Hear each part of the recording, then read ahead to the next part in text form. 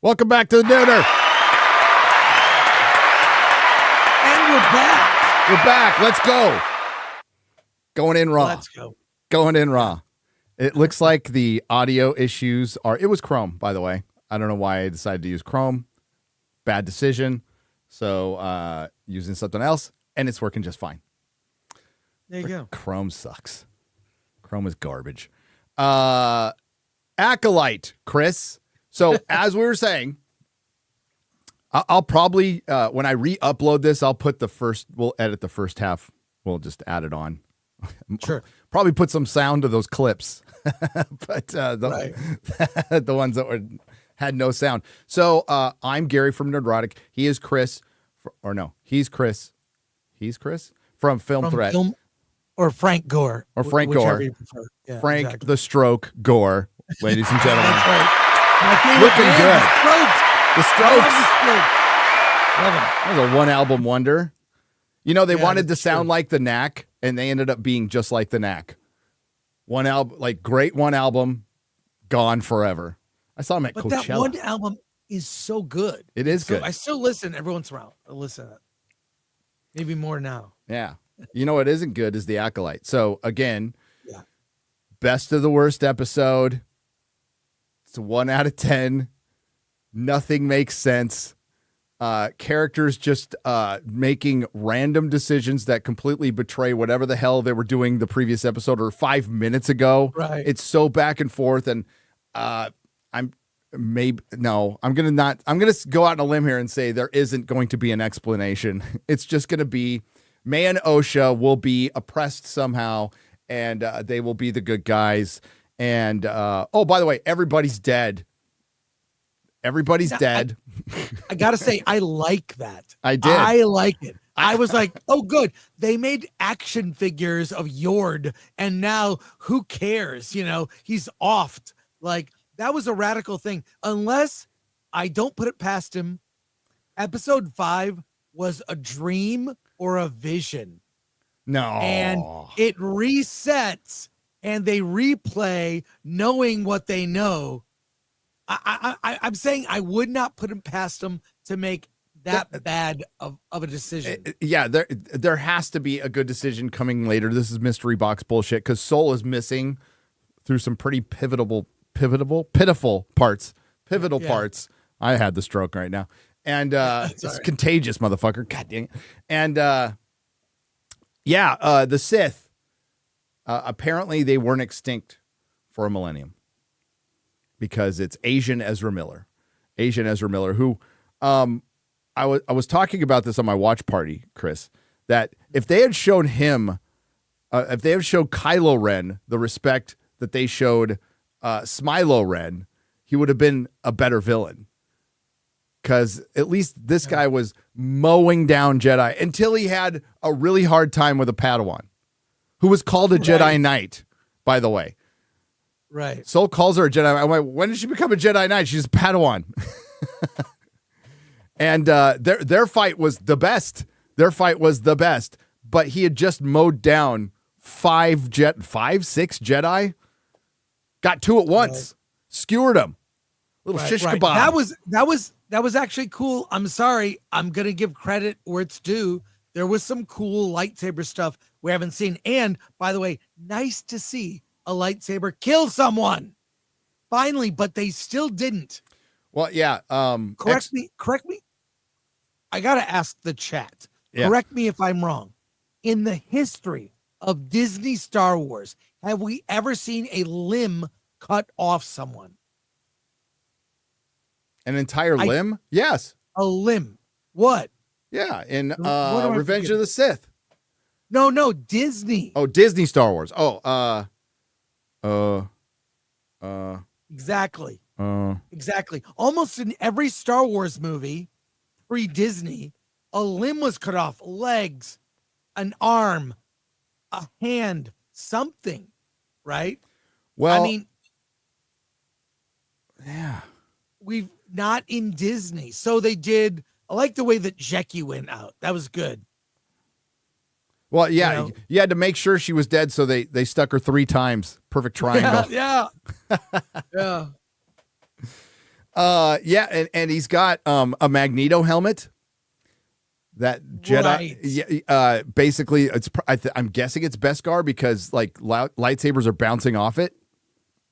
Yeah. That'd be my bet. I Well, don't it's really supposed care, to be some but other kind of metal that shorts out lightsabers. and apparently suppresses any kind of Jedi mind reading, which just kind of comes and goes. I thought Yeah. a Sith or a dark side of the Force is something you could just sense anyway, like from long distances. No, so the helmet blocked it, but there's other stuff we'll get into later. The problem is that this is what Disney Star Wars is. It's just reduced to a lightsaber fight that's in the dark on a set. How did this cost $180 million? But everything that was that led up to this is ridiculous. The fight after the fight, there's decisions made that are absolutely ridiculous, and it's just bad. Like, forget all the minutia, and there's a lot. There's a lot of minutia. If we just break down what happened in this episode, what made it better, well, there was less dialogue. There was a lot less dialogue to make it dumb. I talked to you last night. Yeah. The first thing's like when no one was talking, it actually wasn't bad.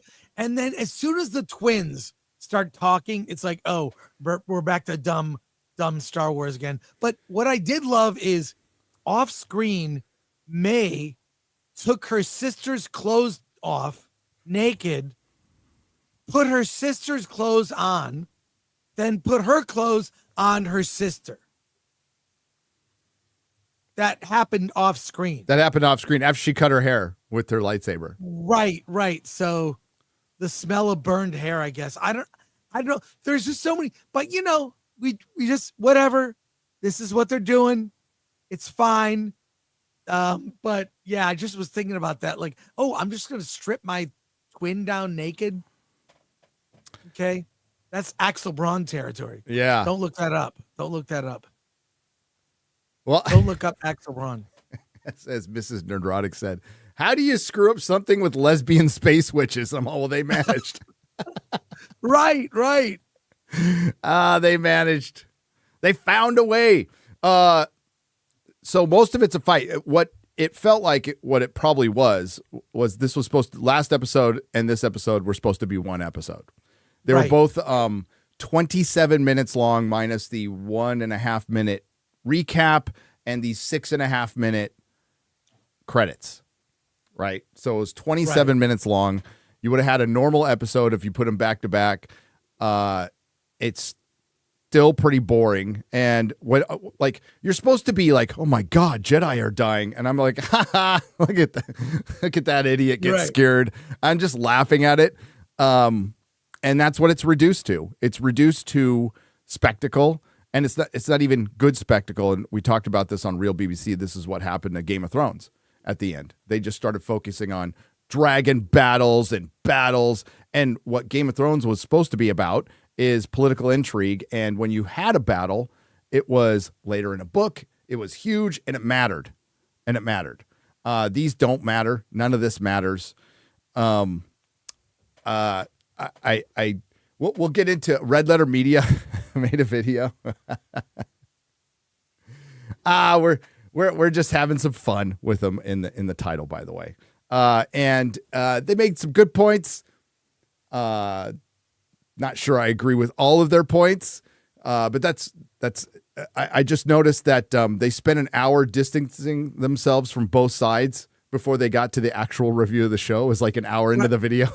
Right. Like an hour spent saying, we're not a part of this culture war stuff. Like, look at these people fighting. That's crazy. By the way, the show's terrible. The show's terrible. The other thing is, there were lightsaber duels and people got killed in interesting ways we haven't seen before. I'll tell you this.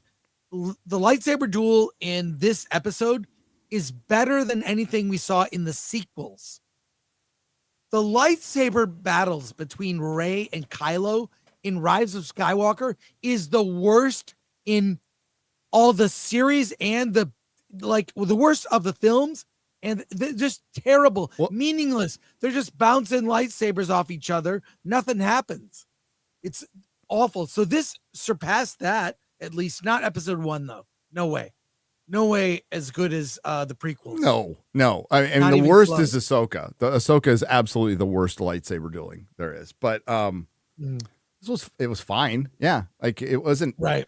Some of the fighting wasn't terrible, but the rest of the show is, and everything that leads up to it. So it's just a lightsaber duel. Honestly, Right. I've seen better fan-made lightsaber duels than this. True. That probably True. had better setup, like that when they redid the Obi-Wan facing Darth Vader fan film, like that was cooler than this. That was cool. Yeah, It was much that was cooler really than this. Good.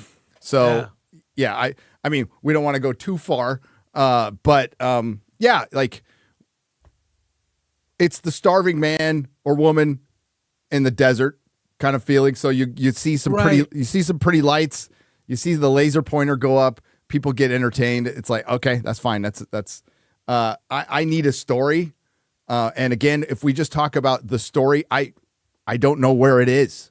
I like we have May, who last episode decided this is dumb. I'm gonna turn myself in and be good, and then she makes it into the Kanaka, whatever his fucking name is. Kelnaka. Yeah. And he's dead off screen, and she watches the Jedi get obliterated. Now, we saw the last episode, Smilo Ren just blew them all away. And Mahler, I believe, predicted it almost perfectly. He said that you're going to wake up and the fight will be over. Like we'll get on Osha, and she'll be waking up and the fight will be over. It was almost over. It was halfway through. There was already some dead Jedi. And then we saw the rest of them get kind of dispatched and pretty easily by Smilo Ren. So the guy playing Smilo Ren isn't bad. Like, I think with better writing in a different show produced by somebody else, maybe by George Lucas or the Lucasfilm of old, he would have been a good villain. I think he would have. Well, I will say this. He is the best actor in the show who speaks English. He is. I was waiting for him to be like Soul's son at some point because he kept on saying, you should know what's going, we'll get to that. So dispatches the Jedi pretty easily, 5 or 6, and then like comes up against Padawan X-23 and has a really hard time. Yeah. Like she holds her own and gets him to run at one point. He actually runs and disappears at one point. Why? Because I don't know. It's not like she was beating him that bad and he just took off. But they needed to transition. Every time they cut, by the way, the cutaways are terrible. Like you're setting up a fight and then you go to May walking out a door and it's all the fucking wipes. Yeah. And it's like they want to use every wipe in their tool belt. It's like Homer Simpson with Star Wipe. But it was the incorrect use of a wipe. A wipe is to indicate like this scene, this act is done. Not this action from cutting from one action sequence to another, intercutting. It's this sequence is done. We're now moving on to a different planet, a different setting, whatever. It was the wrong use of wipes. And there was some bad editing, like especially like something would happen. And then where did Soul go? We didn't see him. They should have done reshoots to make things clear. It was bad. So yeah, Soul's missing. So the only thing I could think of is he got knocked out in that. And you could have fixed that by just showing him going, oh, my head hurts. But no. Like you see all the Jedi just get fucking murdered, and then I'm getting the twins mixed up. But Smilo Ren goes after Osha, right? It's Osha, and then he throws. So he starts running after her, and he throws his lightsaber that somehow it cuts down a bunch of trees, boomerangs, and it cuts down a bunch of trees, and it's Soul who comes out of nowhere. Deus Ex Soul saves her, and they fight. They go back and forth, and it was just predictably bad. But it's like, where the hell were you, dude? And you could have fixed that by showing some like a quick cut, You would have added 30 seconds, not even that, 10 seconds to your 27-minute episode to show where he was. Because that's the question everybody's asking is like, where the hell were you? Now, is it part of the plot later? Maybe. I don't know. Do I care? No. No. Obviously, Soul did something bad. They've really been pushing that Soul did something bad. And he's the last surviving Jedi. At what point, though, do you call for backup? Like, I'm sure they got a little communicator on them. And they're like, send backup. We just lost all the Jedi. Right. And in this world, and in the Disney Star Wars world, they can fucking just show up to a place in 5 minutes. So, but they're still keeping this secret and I think that's what they're going to go. I mentioned this with Michael Burnham, right? So Michael Burnham is Spock's foster sister, and who Spock never mentioned to Kirk ever. And the reason being was in Star Trek Discovery, they made her mission and her ship classified, as it was pointed out on the Real BBC yesterday and many times on my videos. You can't make a relative classified. You can still talk about a relative. You just can't talk about what mission that relative was on. But that's how they explained it. She's classified. Like her whole personality, her whole existence is classified. They're going to do something dumb like that. Kiadi Mundi, total asshole.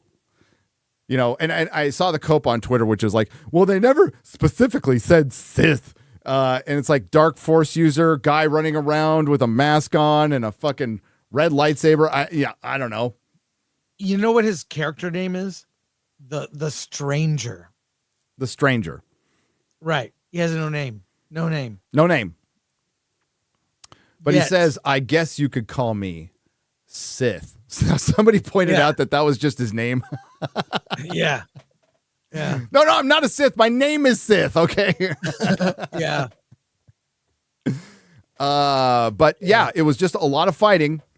But then it gets ridiculous with May, because May turned good and then submitted to Smilo Ren later when he said you were weak, and she's all, I was weak, and he lets her go. And there's a bunch, like, he could have killed her at any moment, didn't. Smilo Ren could have been killed. Soul had him, like, had a lightsaber to his neck, and they decide, this is the dumbest scene.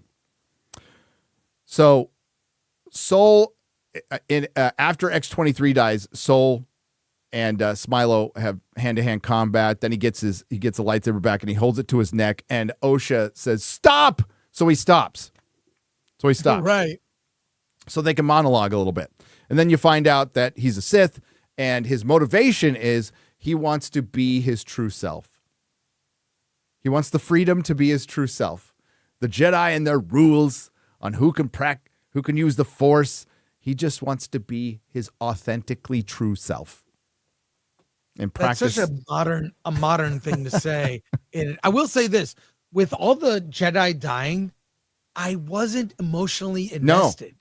Even with Jackie dying, I was like, well, I don't really like these characters all that much, And the way they turned them into cops when she was trying to handcuff May, get with the handcuff thing, was like, this is dumb. Are the Jedi cops now? Is there, all Jedi are bad? Ajab. So all Jedi are bad. Right? It is. Sorry. Joke. No, I'm trying to so let me finish my Soul thing and we'll go back to May. We'll go back. No, it's okay. It's okay. We're kind of doing this out of order, but Soul has him dead to fucking rights. Then he monologues and he's all, who are you? What do you want? And he says, I want to be my true self, and you could call me a Sith. And then Osha tries to kill him. So why did you stop Soul from killing him? And then you tried to kill him. What they set up is those bugs that were attracted to light. I guess it's bright light, not all light. She takes her pip or whatever, her droid, sticks it on his back, and the light shines up, and all the bugs come down and take away Smilo Ren. I'm thinking to kill him when they just could have killed him 5 minutes before. Right. But the best part was when Soul gives up. Fucking Smilo Ren has has a lightsaber to May's head. He gets May. He's got her in a headlock. And by the way, the best tweet I saw last night was, "Oh, it's just found footage of Ezra Miller in Hawaii." That's great. Yeah. He looks way too much like Ezra Miller. He's really Asian does. Ezra Miller, but he's a better actor. He's a better actor than Ezra Miller. So he's got the lightsaber to her head like he's going to pop it. And then Soul gives up his lightsaber. So we have the bad guy threatening to kill the bad guy. It's like, it looks like a win-win to me. Like, what are you doing? Yeah. It's like in Blazing Saddles when Sheriff Hart like takes himself hostage. I'll do it. Right. I love that scene. Yes. So it was, it's ridiculous. But May is even more ridiculous because she was hiding in the hut and then she comes out and X-23 and her fight and she's back to trying to kill her. Like she was supposedly good, was going to turn herself in, then X-23 attacks her and then she's trying to kill X-23. Then she runs off. She submits to Smilo Ren and she wants to still get away with him and be with her sister. But then she doesn't want to be with her sister. She knocks her out, trades places so she can continue her revenge. And you say trade places. She took her sister's clothes off. And you knew this was going to happen, by the way. Naked. And then put her sister's clothes on. Then put her clothes on her unconscious sister like she roofied her. It's, just think about that for a minute. Or don't think about it. On brand for Disney. Yeah, exactly. She cuts her hair because she's got longer hair in the back, right? So she cuts her hair, but identical hair in the front. Right. Been separated for 16 years. This is not like a normal haircut. Yeah. This is a haircut that takes a lot of time, but maybe they use the fucking force. I don't care. And then when she goes to Soul, and I'm gonna give him plausible deniability on this. He should absolutely sense. Osha used to be his Padawan. He knows her. Okay. And the Jedi can sense things. They can read minds if they want to. And so he pauses like a half a second that makes it somewhat plausible. But then that he knows it's May. And then he turns his fucking back. And I'm like, oh, shit, no. See, what would have made that more believable is if you pause a second and then he never takes his eyes off her. Like, yeah, I think he knows and he's just playing this out. Yes, but you don't turn your back on your fucking enemy who wants to kill you ever. So, but I wouldn't be surprised, Chris, at all if he doesn't know. Would you? With this writing, no. Okay, no. Because let's say he knows. He's just leaving Osha behind and he's taking May's word that she's gone. Right. Oh, okay. And then they go back to the ship. And I'm assuming Soul picks up the fucking phone, the communicator, and goes, we just lost everyone. Send everyone. Everyone! I think what we saw, is the best of the series. I don't think we're going to get any other big epic lightsaber duels. I think that's it. That's it for this. There's going to be a reveal of one of the mothers being the actual master. And because in his monologue, Smilo Ren says, "Oh God, this was terrible. I can't believe." Okay, so he mentions he's a Sith, and he's like, "I need a pupil. I need an acolyte." And I'm like, "Oh, right. I must be looking for some kind of acolyte." It's so bad. They had to say the name of the show in the show. That's yep. Yeah. So he needs a pupil. He thought he had one. So now he took Osha. So he's got Osha. And I wouldn't be surprised if it's some twinsy trading places thing where they enact their revenge on both sides and they're actually working together, because that would be really Disney too. And oh my God. Go on. No, I just, this is the Parent Trap. It's the Parent Trap. The Parent Trap, which is Disney. which they remade. This is I was thinking, I'm like, why does this feel so dumb? It's because all the tropes, switching places, the dumb stuff that happens, it's all out of 70s sitcoms. It's the Brady Bunch. It's Parent Trap. It's so cheesy. It is the Parent Trap. It's totally going to go down like that. No! It is. Oh my God. It is the Parent Trap because the parents, the moms, we know that is not resolved. That is coming. So all I can say is see what happens when you don't have a father around. Right, exactly. Oh no. Uh-oh. Oh no. Uh-oh. Yeah. So they managed to still make it stupid as hell. So right. Pretty lightsabers. Sure. Oh, I hate yellow lightsabers. They don't look good on camera. Red sabers cool, green, blue, they look great. You know what they belong on? Yellow doesn't work. Luke Skywalker's action figure from Kenner. That's it. Yeah. The one that comes out of his arm. Yeah. They just telescopes out. And the point. I used to take mine out and put the blue one in, right? Yeah. So it'd be because you can like pull him out of his arm and stuff. Right. Yeah. Right. Just to make it right, you know.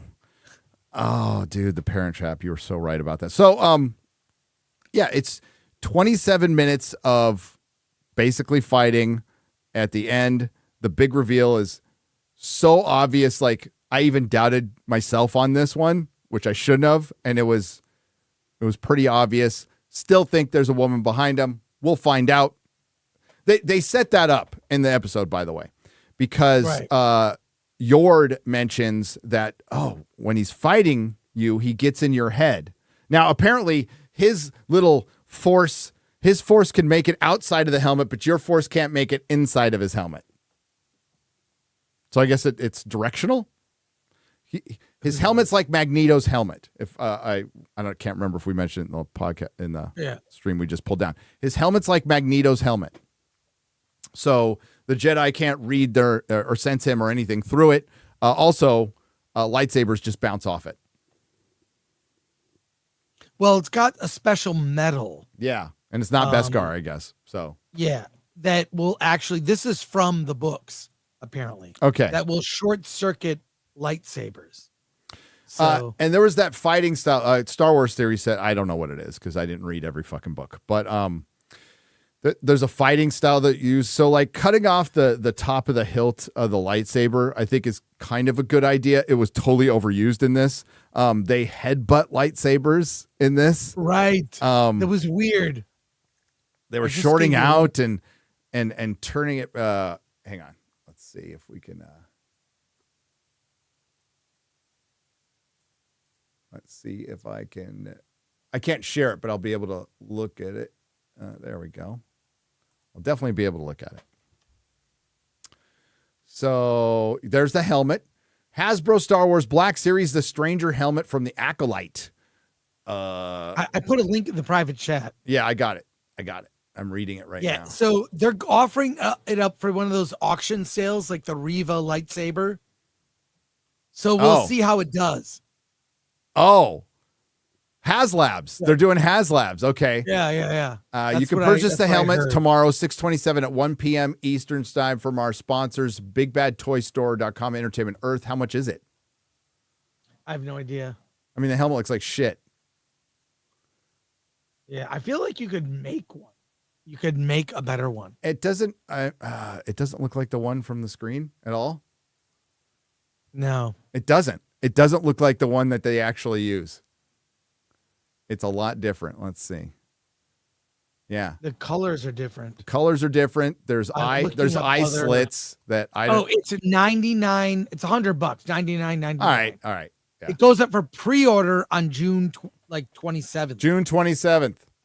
But it's only $100. It's shipping fall 2025. Okay. You get it. You get it in a year and a half. For a character that won't even I mean, I assume he's out after this.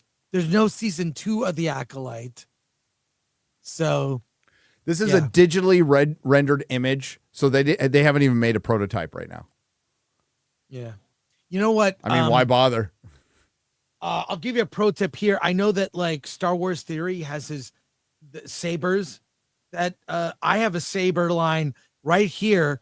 It's a paper towel thing that when I was a kid, whenever the paper towel roll was done, we took these and it was a lightsaber right here and pretty much free. So get one of your Gore sabers, paper. It's a paper tube. You can draw on it, get a Sharpie, make your own design. There you go. There you go. There you go. I'm gonna do. There we go. Remember the lightsabers we had? It was the flashlight with the plastic thing on it that you could buy, and that's if your parents were like rich. You're like, otherwise we were just fighting with flashlights. That's all we were doing. Yeah. Every time the paper towel roll ran out, I had a lightsaber for about half a day because they don't last. But whatever. I think people will stop. I don't know that will ever get produced. If they're talking fall 2025, it's only $100. That's a long way off. Yeah, that's a long way off. I just think after this is done in a few weeks, not many are going to care. Especially more than a year later, you get it when people will see it and go, "What's that from?" I don't think so. I feel like if things become popular, this is what I have always loved about Star Wars fandom. It's organic. If something is popular, it takes off. If something is popular, it's made popular by fans trying to will it into existence by making their own Slave Leia bikinis. That is a thing. Doing their own cosplay, making their own props, starting the droid builders group, which is a real thing.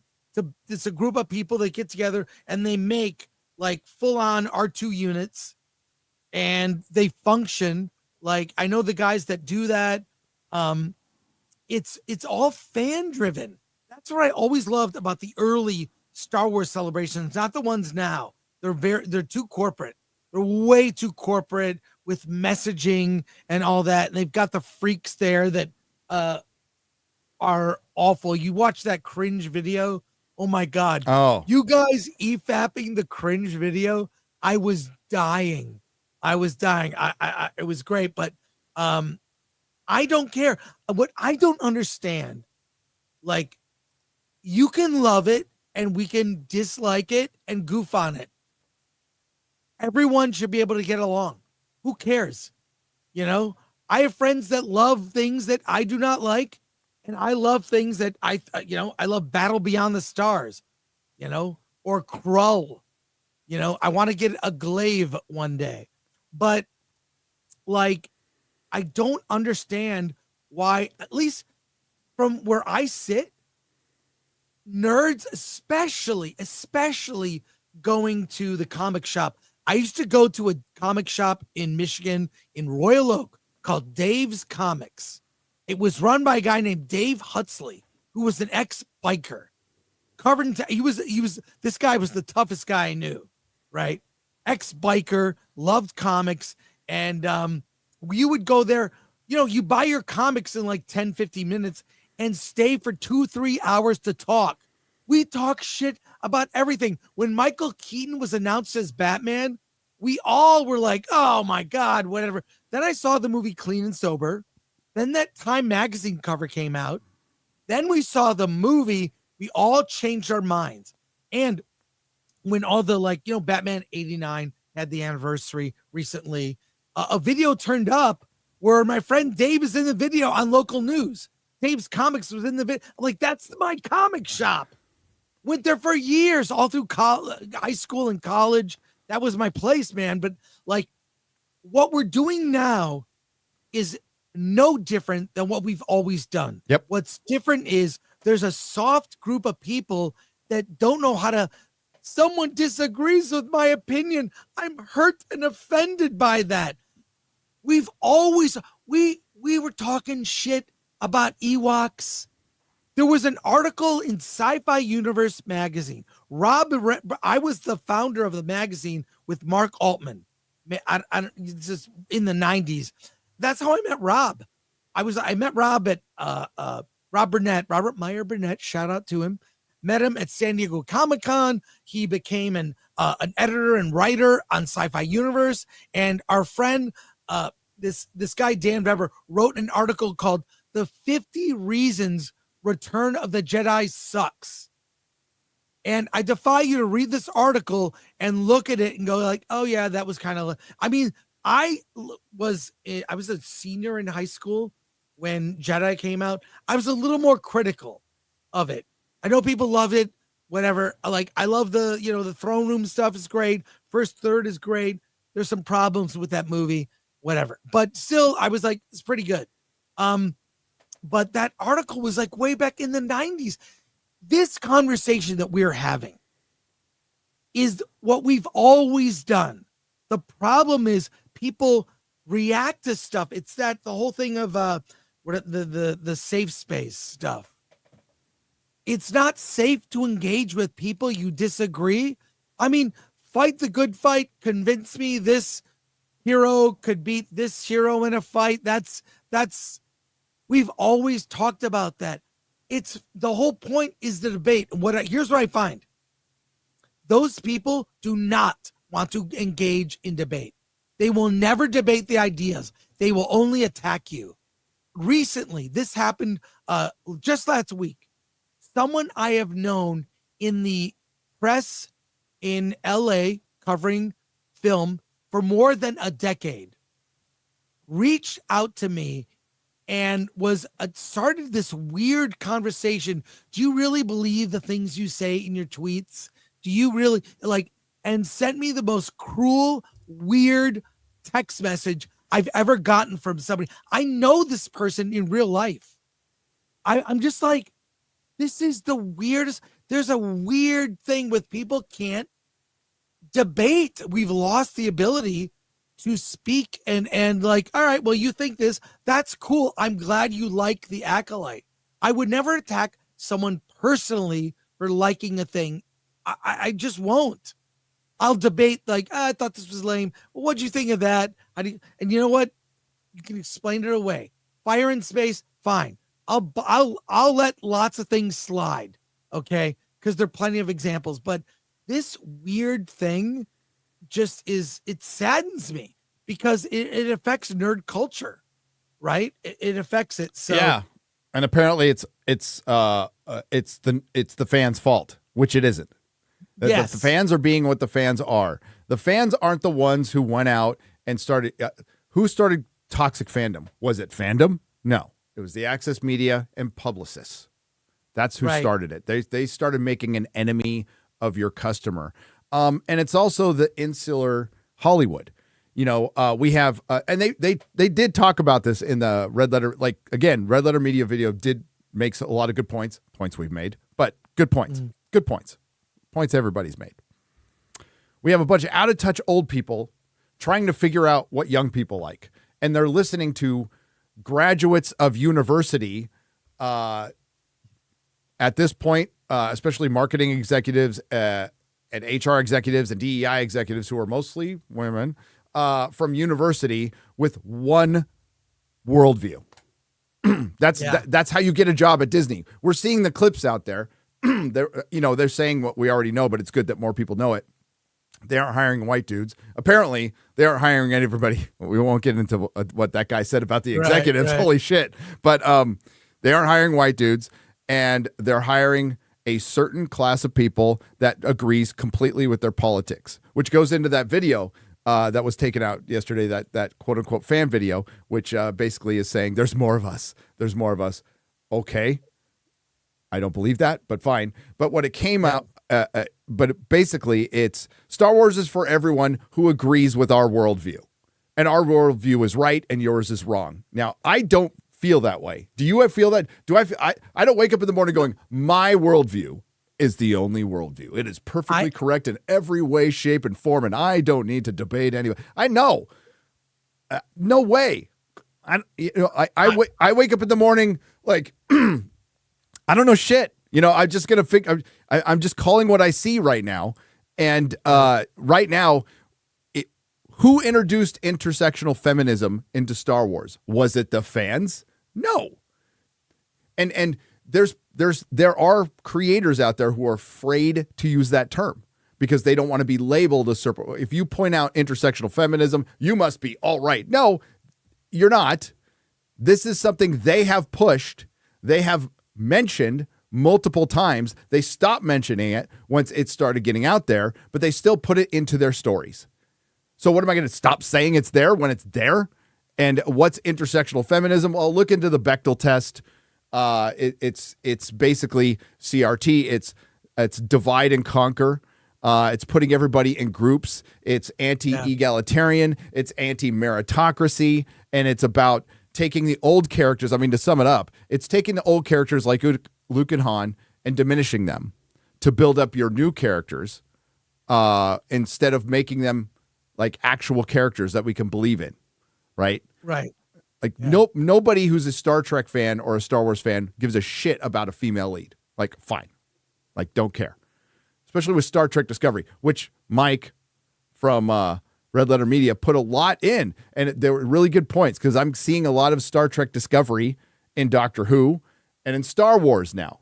And Star Wars is going to end up in the same place as Star Trek Discovery, a show that ended that nobody knows about, just ended about 3 weeks ago. And Doctor Who, which just ended. It's going to end up in the same place. We just wanted it to be fun. These aren't political dramas. These aren't independent films taking a look at, fracking or whatever. It's fucking Star Wars and Star Trek. And Star Trek used to do it the best. Yeah. And now they're just preaching terrible. Yeah, I've never thought that where it's like my worldview, I'm going to force on other people. If other people don't conduct themselves or think the way I do, they are the enemy. Like when I drink coffee, water, whatever, I use a coaster. I'll use a coaster. Here's my coaster. Here's one of my coasters, Gary. I use a coaster. I think if you don't use a coaster, you're a monster. Oh, I got to get some of those. I'll give you some. Dude, I got USS Enterprise right here. There you go. That's good. There we go. That's good. So I got coasters. I use them here. I don't think if you don't use a coaster, you're a bad person. You might have to wipe up your little ring marks, whatever, but I don't force my way of thinking on other people. I think if your DVDs are not organized and alphabetized, you might be a monster, but that's all right. You can do that. You have your own system to organize whatever works for you, as long as you don't impede on me. And that video, it was fun, laugh it off, cringe, whatever, mock it. That's great. You should mock it. But what they're saying is really, really dark. And what I started to see, they took it down, right? They did. Took that video down? Yeah. As far as I know, the guy blocked me, but I heard it was taken down. Okay, from Steph, but from My Nerdy Home. People were digging up clips of those people saying the most heinous things about other people, basically just betraying the very message of what they put together. I mean, it was stupid. It was lame. It was cringe, whatever. But when you see, this is the conduct, me getting a unsolicited text from someone questioning things I say on social media. I'm like, and this person was so upset. They're like, I'm tired of defending you. I said, it's not up to you to defend me. Yeah, you don't have Who cares? Yeah. Like, it's not your place. Like, I'll defend myself. Normally what I do is I just ignore. I post and ghost. That's the thing. I put out an idea. You guys can fight in the chat. I'm out. So, so this is a friend of yours that decided to text you and not call you about this, and not like, let's talk. If I showed you the text, I should read one. it's I don't know. It's pretty dark. Like I'm tired of defending you. To tired who? of defending. To who? No, that's how it started. And I said, look, I said, you know, I post what I think. I don't care what other people think. I post my thoughts. You can think whatever you want, but God, I gotta look. This one thing was it was disturbing what was said. I have to read it. It's like,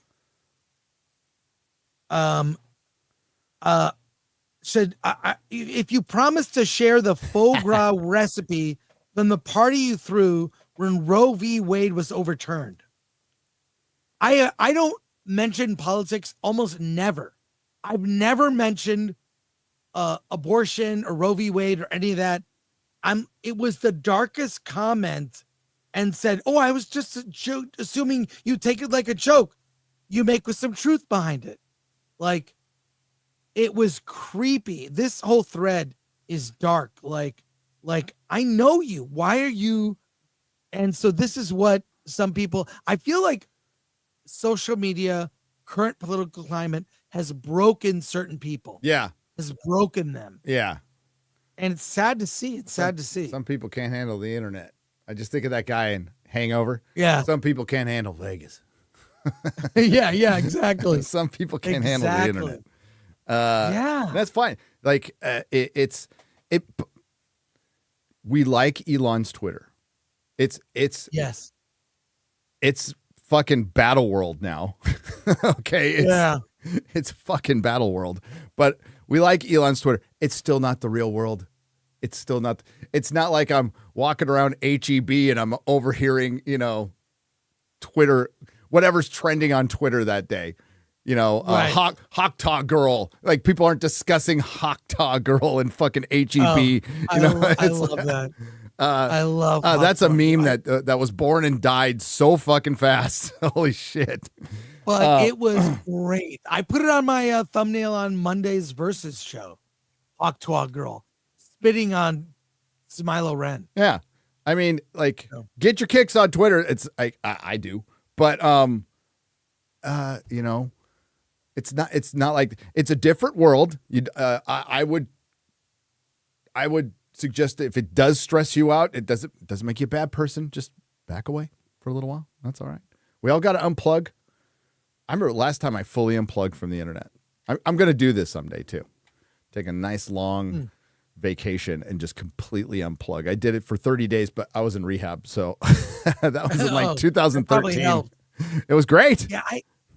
I don't know that I feel good when I go on social media. I'm really looking for things to make me laugh, whatever. But yeah. And then the things I post, I really don't read. I read like the first few comments and then I stop. I'm like, I don't want, but then I'll see a lot and I just like, it's not my fight. And then this has happened to me recently a lot. I get dragged into fights where I'm not a part of it. Someone started a fight with someone and at replies like you and I, like, hey, help me fight this guy. Like, this guy's a bully. Like, and I want no part of it. And you try to scroll up and it's like, after like 30 seconds of scrolling, 30, 10. I'm out. It's like, I don't know what's going on here. I don't. Yeah. I avoid. So yeah, just no, like, choose your battles. Back in the day, we can say this because at least one of us is old. I would say me. No, I'm old.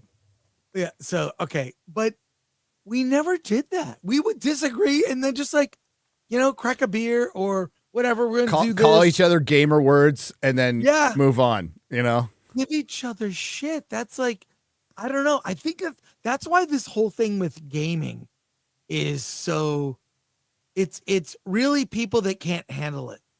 Because I remember playing Halo, we would just talk shit. If you ever played sports, moving on. I mean, I know you're a great indoorsman, but like, I played sports when I was younger, and when we were kids, we were talking mad shit. Like, as a 9-year-old, like, it's great. I think it builds character. I think it's awesome. It does build character. It prepares you for the world. My oldest kid is such a shit talker. All right, so he's a gamer. Oh, that's great. And he was in the like League of Legends. But like, dude, when he was in chess in like junior high, he was talking shit playing chess. I'm like, that's my boy. That's great. That's great. Oh my God. But I think this will sound sexist. I think it comes naturally to men. We want to best each other. Yes. We're not trying to destroy each other. And in the end, you will earn respect. Mutual respect. Mutual respect. We want you around to beat you another day. Right. Exactly. We don't want to destroy you. Are you kidding me? Yeah. So it's very sad to me that, this is like the second person, a woman I've known for over 10 years. That's like, woman, yeah, I'm sorry. They just can't, they don't understand. Right. And their whole thing from my observation is women will engage in reputation destruction, and they will cease being friends or be fake friends. I noticed that a lot. I guess I've amassed a lot of fake friends, but shouldn't you're in surprise LA. you. That based on where I live, yeah. Why am I not surprised? The land of strategic friends. Yes, that's it. Yeah, I talked about it yesterday. Like, I was never going to make it in that town, dude. Like, I knew, like, from probably the first day I was there working, I was like, oh, yeah, this is not for me. Yeah, you keep friendships. Like, I'll have people who I haven't spoken to in years reach out and say, hey, Chris, been a long time. Well, I made another movie. It's like, well, good. Just send it to me. We'll review it, but whatever. Like, but that people, it's whatever. Look, I have a very highly attuned bullshit detector. Yeah, but I just accept the fact that this is what it is. It's fine. It's fine. It's fine. Wait, are people still watching this show? I don't know. They are. The Absolutely. Right. Absolutely. You can see the chat on our screen.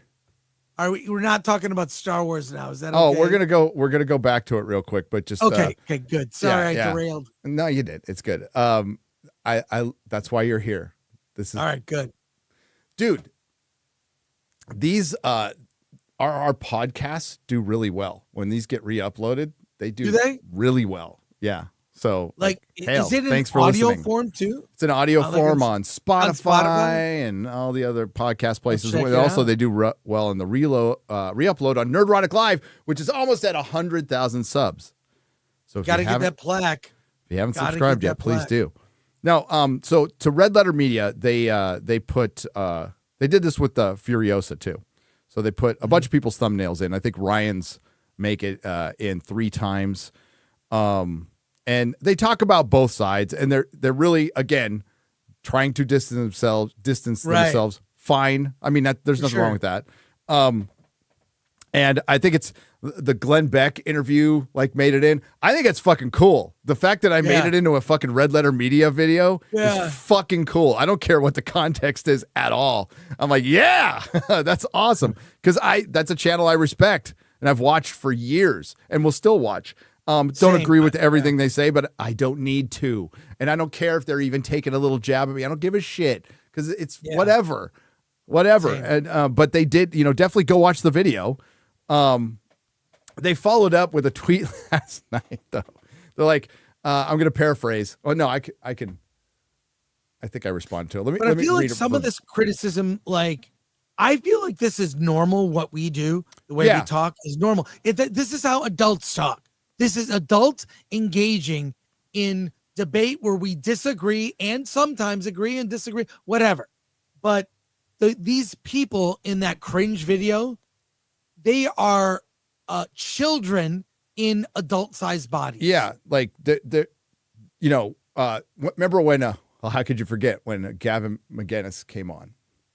Right. Pissed everybody off, but I think he did accomplish one thing.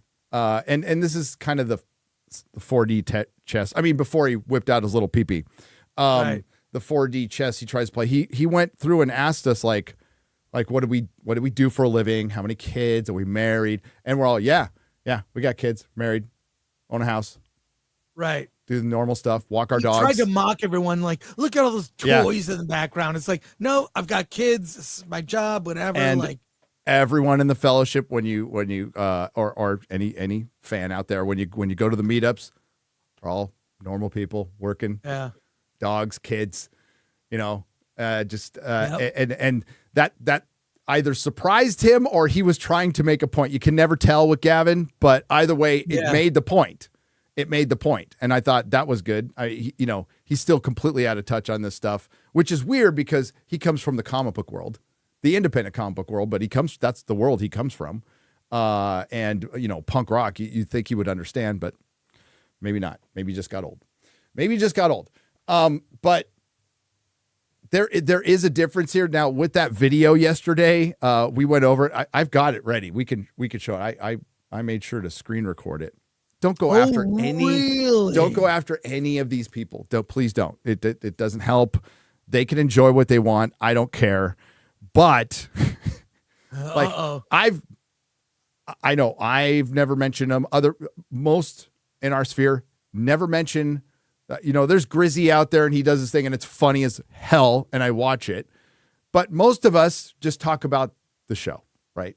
Just talk about the show. That's where I try to stick with the show. If you like something, I don't really care. But what Mahler said yesterday, and I completely agree with the sentiment, and I've said it before in the past, you can like what you want, and I cannot like what I want. That's right. and that's it. Yeah. That's it. That's where you leave it. I don't want anybody removed off the platform. I want everybody to have their opinion, and you guys decide. And you know what? We have so much crossover that people assume we don't have. Like people who watch Campia will watch this show, and vice versa. Like that's cool. Whatever. Grace Randolph. She's got a lot of subs. Yeah. I watch her and Campia. By the way. I get a well-rounded. I want to see what she thinks about something sometimes. My two favorite Grace Randolph moments were when she locked in on John Cena's tidy whities for like 5 minutes, 3 minutes in a video, and she just obsessed over him. And then she said, Starro killed too many diverse people. She has a weird thing where like she likes when things are diverse and she has to point it out. It's very diverse. That was good. Representation, Grace. Okay. Whatever. I believe she genuinely likes the thing she's like, and I appreciate that. I appreciate it. Yeah. So I think it's good to have Grace and Campia around. I think it's great. It's great. Diversity of opinions. Yes. That's very good. Yes. I don't want them to go away. I don't want them driven off the internet. They're not ruining movie talk. This is movie talk, comic talk, nerd talk. You know what? Movie talk, all are welcome. So all are welcome. I think some of the cinephiles are really upset. No, I know they are, because they were upset in 2011 when I was down in Hollywood. The cinephiles were upset that nerd culture was getting into the zeitgeist of Hollywood and becoming the thing. They fucking hated it. Okay? They couldn't stand it because they're all erudite.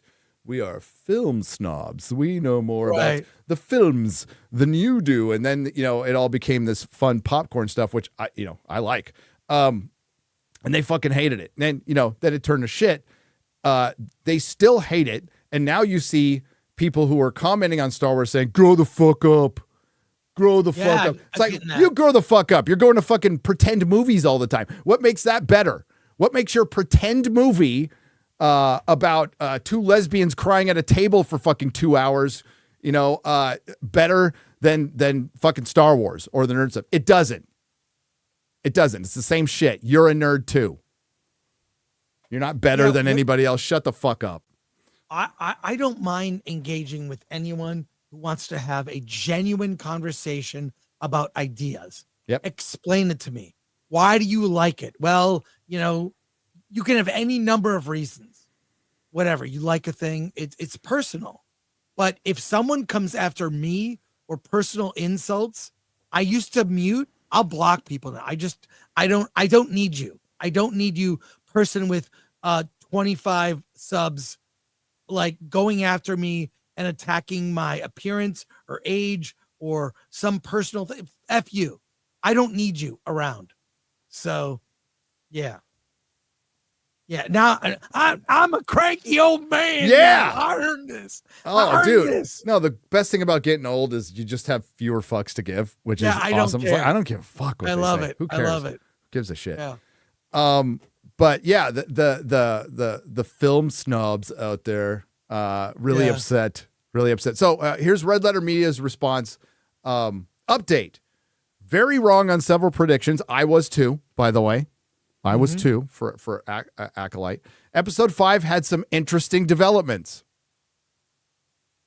Really? Okay. By the way, the word interesting doesn't say whether you like it or hate it. That's true. It's a neutral. It's a very neutral term. So, okay, you're right. I still don't know what all the fuss is about. So you could be talking about the show or the fuss outside the show. Right. You don't know what the fuss is about? Okay. Did they not see episode 3? Did you not see the South Park episode? Yeah. I mean, this is literally the South Park episode. This show embodies it. They're acting like they're blissfully aware. They're blissfully unaware. They're aware of things but they are aware because they bring it up in videos like Furiosa and this, like, guys, like as you pointed out, an hour in, they're talking about the stuff surrounding the Acolyte before they get to the review, which is also to the show. Cool it on the transition wipes. Could not agree more with that one. Could not agree more. They used them incorrectly. We're totally not aware, but we're gonna put a cut in of all the culture warriors, and I'm air quoting that, all their voices over each other in like a supercut where you can completely hear Ryan over everybody. Really? But they're unaware. That's great. They're throwing up now. I believe that they're throwing up thumbnails without watching the videos. I doubt they're watching anybody's videos, so they don't know the context of anybody's videos. Like mine, for instance, I wasn't really last week. It was more of the Amandla Stenberg's diss track against Star Wars fans than anything else. Can I say something about that? Of course you can. She's hot. She is smoking hot. Sure. In that video, she's got a body. She, is she's very attractive woman. They have made her ugly in the show. Well, her attitude towards the fans takes her from like maybe an 8 or a 9 to a 3. But that thing she's wearing, May's outfit, it's 7, like 8. They're like covering. It's like someone who wears a cosplay to cover their maybe not in the best shape. She is. No, they rose T-coat her. They did. Yes. They made her frumpy, right? They made her frumpy, and they're trying to do that because we don't want people to feel bad. Disney hates sexy women. For example, the Slave Leia bikini is not. You can't get, since Disney. You cannot find anything. No action figures. Nothing of that. So they mothballed that. But it's cool to objectify men. By the way, it is. Yeah. Nobody has a fucking problem with that. Yeah. Yeah. But it's not cool. See, it's the lack of consistency. It's turning it into a female brand, mutating it into a female brand that nobody likes. Right. And Chris will say shit like that. I will say shit like that. I don't care. I'm not trying to make any friends in Hollywood. I'm just a fan who noticed that, like, hey, you know what? When I was buying my Hoth playset, right? Well, okay, I wasn't buying it. I was begging my fucking mom to get it for me. Right. And we got it. I got it on Christmas, and I'm like playing my Empire Strikes Back soundtrack with my figures along with the fucking, and repurposing dialogue for it. And, I just didn't see a lot of girls at Toys R Us or Playco. That's where I got it. Playco, place called Playco. I didn't see a lot of girls buying Star Wars shit. I didn't see any, none. Yeah, I'm sure they existed. Yeah, I'm absolutely sure they existed. I didn't see any. Yeah, well, I didn't either. But but girls did like Star Wars. They liked the movie. Yeah. Have you seen that video of all the fans from 1983? Yeah. That's been going around forever. And it's a fandom that looks exactly like it does today, huh? Kind of fucking weird. Changed. It's weird because I look back at like this. Okay. I look back at videos I did in the late 90s when I was on TV. Okay. I was on a show called The X Show in the late 90s. Early 2000s, I did other shows. I did G4 starting in 2005. I haven't changed. I look at things I wrote when I'd write film reviews and articles and whatnot back in 80s, 90s. I am exactly the same. It's no different. It's like these people just noticing, oh, you say some stuff that's, could be that's controversial to me, not controversial to other people, but I have not literally changed at all, but they just now notice it. I think most people just don't watch other people's stuff. I watch other people's stuff. So yeah, Gary. I do too. Yeah. I do too. I think it's important for a content creator to watch a lot of stuff on YouTube. I think it's, even if you're not applying it to a video or a live stream, it's good to know what's going on. By the way, you brought up Empire Strikes Back. I did. I forgot I ordered this. I'm going to show you this. It's the Dune soundtrack on vinyl. Okay. I probably ordered it a year ago. I don't remember. I don't have a record player. Can I get a recommendation of a record player? Like they range in price from $75 to $1,000. If anyone has a recommend, reach out to me. I'd love to get a recommend of a good vinyl player because I don't have one. But I've got records. I would say go old school. Try to get an old one that still works or it's been refurbished. Really? Yeah. Yeah. I mean, I looked on Amazon. The prices are just from nothing. It's fine. All over the place. You just need to have a good receiver to connect it to, right? That will get that true vinyl sound. I've got one of those, by the way. All right. Yeah. All right. Anyone reach out. I would appreciate it. Reach out. As just pointed out about an hour ago, when May decides to become OSHA, there's that little detail of she's got a stamp on her forehead. Right. In the next episode, Soul's gonna but I'm looking at this. Cute. I can't see the stamp on her forehead when she cuts her hair, so I don't know if her hair's coming up. I can't really see the video quality is not great. He should sense it's May. That's why I think I think he's playing her. If they're paying attention at all, he's playing her and letting her think she's playing him. That's what's happening. Dude, and we can contrast this now with House of the Dragon, which is 2 episodes in. It's so good. It's not spectacular yet. It's a slow burn, but it's so fucking good. The character work, there's people who hate Kristen Cole so much, and he's a fucking dick in the show. But they're going after the actor on fucking Instagram. Calm the fuck down, by the way. But right. But the character work is so good, and it remembered what it used to be, like political intrigue and fucking betrayal and shit going sideways and people making irrational emotional decisions that make sense, that are still consistent with their character, not turning on a heel I'm good now, I'm bad, and now I'm going to trade places with my twin who I wanted to be together with, but now I almost killed. And I'm just going to leave her to die on a planet and leave her with the Smilo Ren. And it's none of this makes sense. House of the Dragon makes sense. Makes sense. And it looks great, by the way. It is a slow burn, although you had me all excited that there was something big. They played it way down. And the way you described it was so much better. Okay, Blood and Cheese. We can talk about Blood and Cheese now. Yeah. So Blood and Cheese was the retaliation for Lucerys, who got chomped at the end of season 1 by Aemon Targaryen. Accidentally. So Daemon uses Mysteria to go to get a hitmen to go because it's Rhaenyra's fault. And this is not in the book, by the way. The only word she says, the only line she says in the first episode is, "I want Aemon Targaryen." So Daemon's all, okay. So he tells the two hitmen, Blood and Cheese, one is a gold cloak, the other one is a rat catcher, so he knows all the tunnels and secret ways in the castle, to go find Aemon.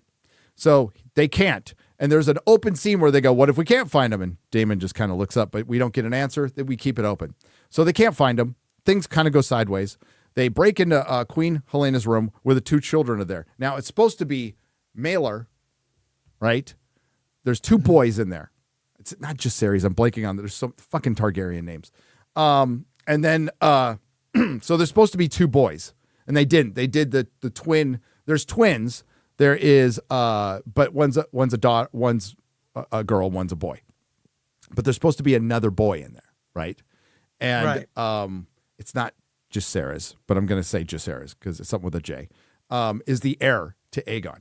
So in the book, the two boys are being held, and I believe it's Blood says you need to choose which boy is going to die. We're only going to kill one, but you need to choose, right? So Helena makes the choice of the younger boy because in her mind it's like he's too young, he might not understand what's going on.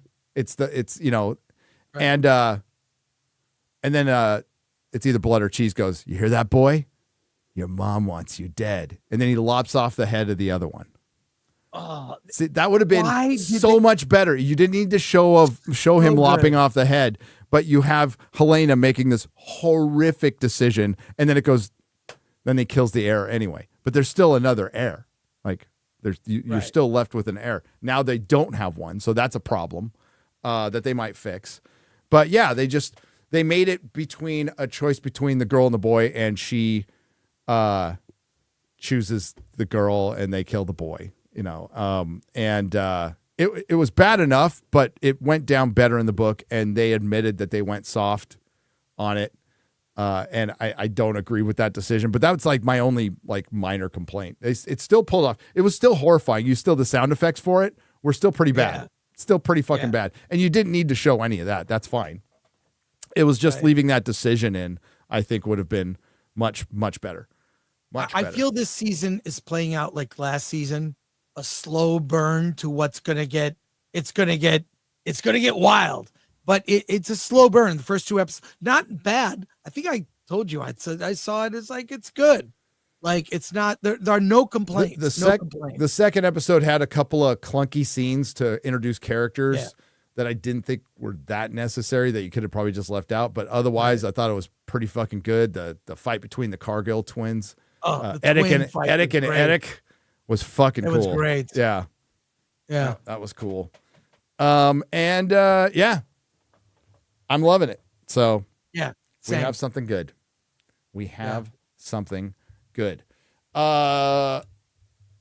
Hey, we got a pretty good crowd for restarting our stream, by the way. Thanks. That's funny. It's fucking great. That's funny. Wait, has anyone ever gone after you for liking something? Like you like House of the Dragon. Okay, like gone after me in what? Yes. Like how do you like that? Yeah, One Piece, a little bit, like not much. Like it's not enough to where, I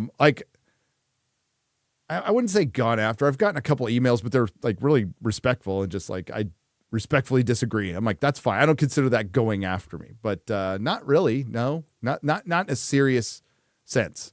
There's always somebody like, I said I like the Wolverine mask, and people are going, it looks like shit. I know. I don't think it looks like shit at all. I think it looks great. I think it looks fucking awesome. So, I'd like to point out, I don't consider that going after me. See a lot of stuff in my background. I want to say I do have gay representation. I got a lesbian robot R2D2 right there. Lesbian robot. Oh, Picard season 3, Yellow Flash. Yeah, I had some people going after me for Picard season 3. That's true. Yeah, that makes sense. I loved it. I love season 3. But they have a right to their opinion. Could not watch season 1 and 2. The thing I watched, I watched Red Letter Media do their reviews. They mocked and hated it so much. So no, Picard season Yeah. 3 is extraordinary. So, I mean, yeah, there were people going after me who didn't see it, and there was people who did see it. And I'm going to respect the ones who did see it and still didn't like it. It's like, all right, fair enough, you saw it. yeah. But Fair. I think it was a miracle. I think pulling out a 7 to 10 series out of that dog shit that was Picard season 1 and 2 is a fucking miracle. And then they let the guy go because he made them all look bad. Because he made them all fucking look bad. Can you imagine if, with the reverence that Terry Matalas had for Next Gen, was applied to Star Wars at Disney? Oh, I want an answer to the question: why were Han, Luke, and Leia not reunited? That was a decision. That was a decision. It's I like, fine, defy expectations, whatever. Like, that is so dumb. In retrospect, I cannot believe it that they sat in a room and decided that was the way to go. Ugh. no. And what did Terry do? He found some way to mothball and rebuild Uh-huh. the Enterprise D. It's all about the D. Put it in a museum. Find some way to debilitate pretty much all of Starfleet to where only this old fucking crew had to get on the ship. And you gave us a moment with the fucking carpet and the brighter lights and the proper Star Trek music, and everybody fucking loved it. That was fucking awesome. I got choked up several times in this show, and they introduced new, really cool characters, right? New characters like we cared about, in addition to the legacy characters. Oh my God. And everybody under a certain age got a mind virus from the Borg. That was so good. It was so subtle. You can read into it. You can look up. It's great. Great. All right. Loved it. Hey man, I got to go get more coffee. Go get more coffee. Okay. Yeah. Quick break for me. All right. He's got to go get more coffee. I've got coffee. What's up, everybody? Hey, a Batman Cape Crusader trailer came out because we can't show because it's fucking, it's on Prime. Maybe. No, we can't. But yeah, they're dropping all the episodes at once. It's 10 episodes. It's August 1st. Woke Batman, the animated series. That's what it's going to be. How do I know that? The creator said it. IATSE has reached a tentative agreement. So there won't be another Hollywood strike. They can't afford that. Inside Out 2's doing really well. The Boys is making fun of half of the country again because it's got a 52% on Rotten Tomatoes right now. I gave up with The Boys in season 2 when they made Incels the bad guy. Oh, God. Comics better, folks. The comics a lot better. Has a lot more to say. As far as I don't know how much worse the Acolyte can get. But the more I think about last night's episode, the worse it gets. So it's still better. I mean, like, episode 3 is one of the worst things I've ever seen. There is a point where Rich in the Red Letter Media video says, Star Wars has always had lesbian space witches. Well, it's had space witches. I don't know if they were lesbian. We could maybe assume. So why create new ones? And lean into the South Park meme, like, all the way. Full on. All right, we're going to get to your soups.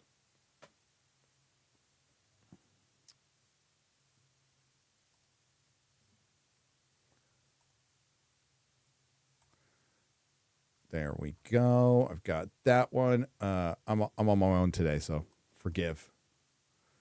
No X-Ray Girl. Where's my dashboard? There it is. Hope everybody's doing all right. There we go. What's the date today? It's 26 already. Holy crap. Yeah, I have another video to make, but I definitely have an idea for, quite frankly, not a lot to review in last night's episode. Not a lot to make a video on, except for I have a little different angle I might take.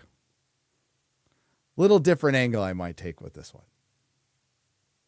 And I was inspired. I was inspired by this.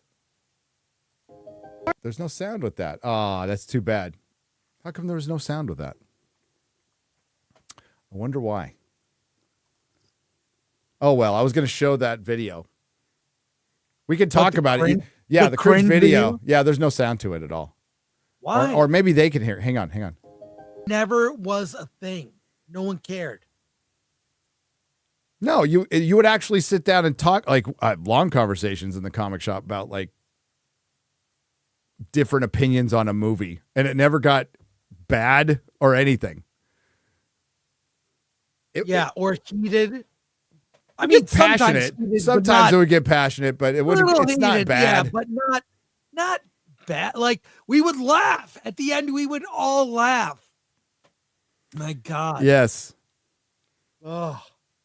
You know, again, like what you want. I'm not going to trust your directions to the bathroom if you like the Acolyte, but like what you want. Okay. Good one.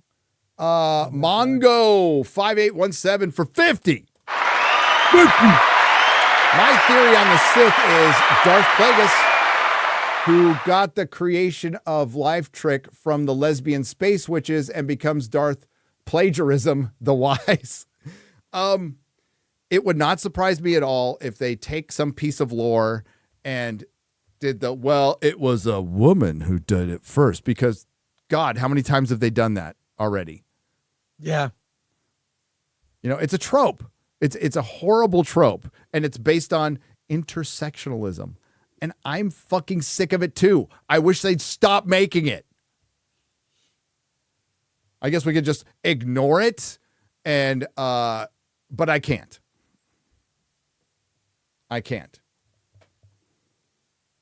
You could just ignore it, let it go on forever, never call it out.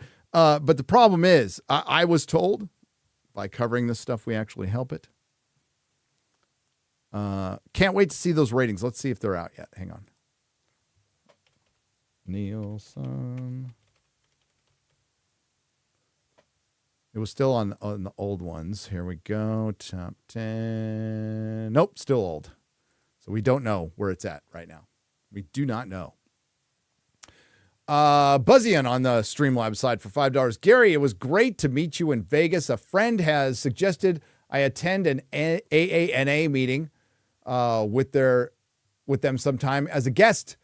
Does that happen often? And any recommendations for a non-addict attending a meeting? Well, yeah, you could go to Al-Anon, right? So that's for friends, family. It's a meeting for people who have alcoholics and addicts in their lives, and it's specifically for you. I highly recommend that. But no, people guest at meetings all the time. You can take whoever you want to a meeting. Happens all the time.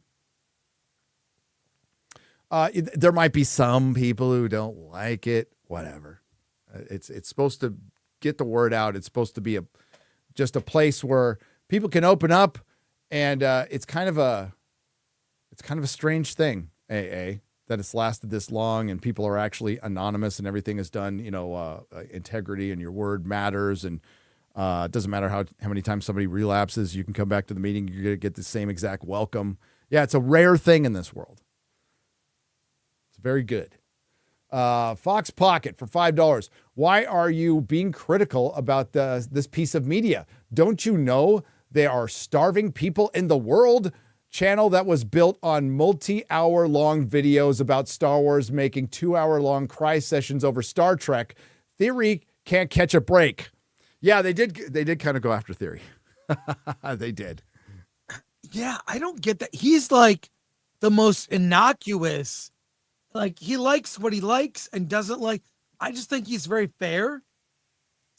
So, and the fact that they went at, remember when he cried from seeing Luke Skywalker? Like, that was, and then he was critiqued. Yeah.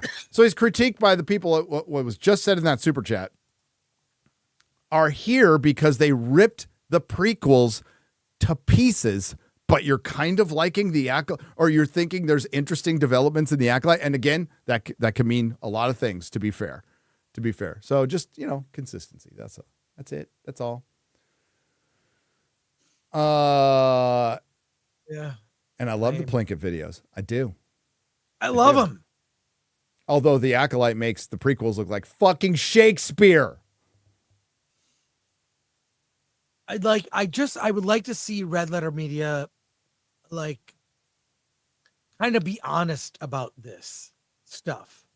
They built their channel on that episode 1 2-hour takedown was epic.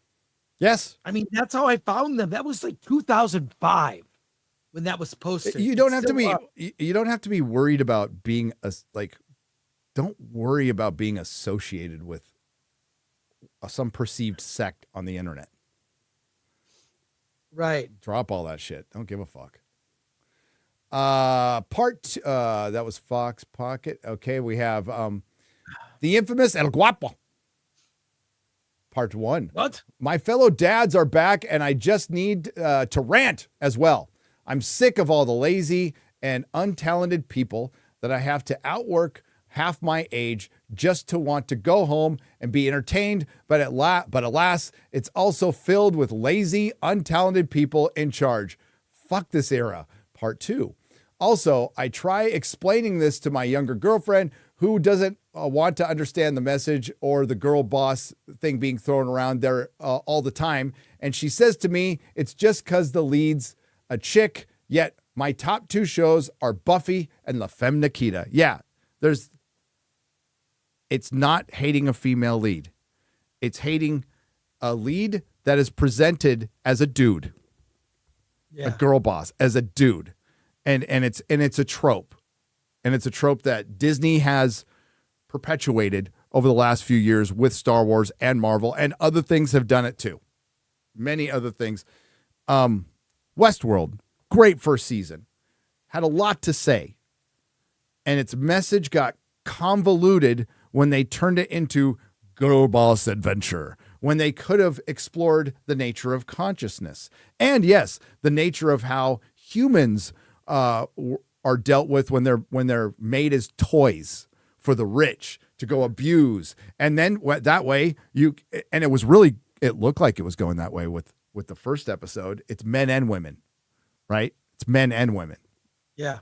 And what happens to an affluent society when it gets too comfortable and the rich get too rich and jaded, and it could have been talking about Hollywood and elitism and stuff, and it just turned into gobbledygook at the end. Yeah. Such a great concept too. Hope that gets explored in some other way. So if you watch Westworld season 1 and just end it there, it's perfect. It's actually perfect. I love that first season. It ended kind of perfectly. The second season, I watched 1 episode. I was out. Yeah. Didn't care. The Man in Black, who was a villain, like a formidable villain, they turned him into a complete just fucking cuck. I like the original Yul Brynner. I love it. I liked it. Absolutely, I liked it. It was so good. And even Future World, which was the sequel. I remember. Oh my God. I have those movies. Great. I remember. Hang on. I got to refresh that. Where's X-Ray Girl when we need her? Come on. She's doing math. She's doing math for somebody else. Oh my gosh. Callum, I'm going to have to blow this up a little bit so I can read it. There we go. Hopefully you can still see. Yeah, everything's good. Okay. Let's go to the first one, which is, I hope you view the new Nosferatu trailer on FNT. We will. Callum, Layla, I know somebody who's seen it. That trailer looked good. Nosferatu for $2. Quentin Camrack for $1.99. So we have a Magneto helmet in Star Wars now. Yes. Drew, thank you for the thumbs up super sticker for $1.99. I appreciate it. Unknown says, Gary, are the hats of mixed tees fitted or snapback? They are. I think they're snapback. I'll have to look. I can't remember now. I should know. What, your hats? Like the Nerdrotic hats were fitted. Well, but it was like, it's not like a size. It's like it stretches in the back. Yeah. So it fits. I don't know which hats you speak of, but some are snapback as well. But email me and I'll let you know. Gary@nerdrotic.com. Eric Stratton for $7.77. Gary, have you seen Lord of the Ring and Hobbit drafts and notes at Marquette University, Milwaukee? I have not. Bought them from Tolkien for $6,000 in the 50s. Reservations required. Well, shit. Next time I go up to Wisconsin, Melissa's up there right now. I will go. I did not know that was even there. That's fucking awesome.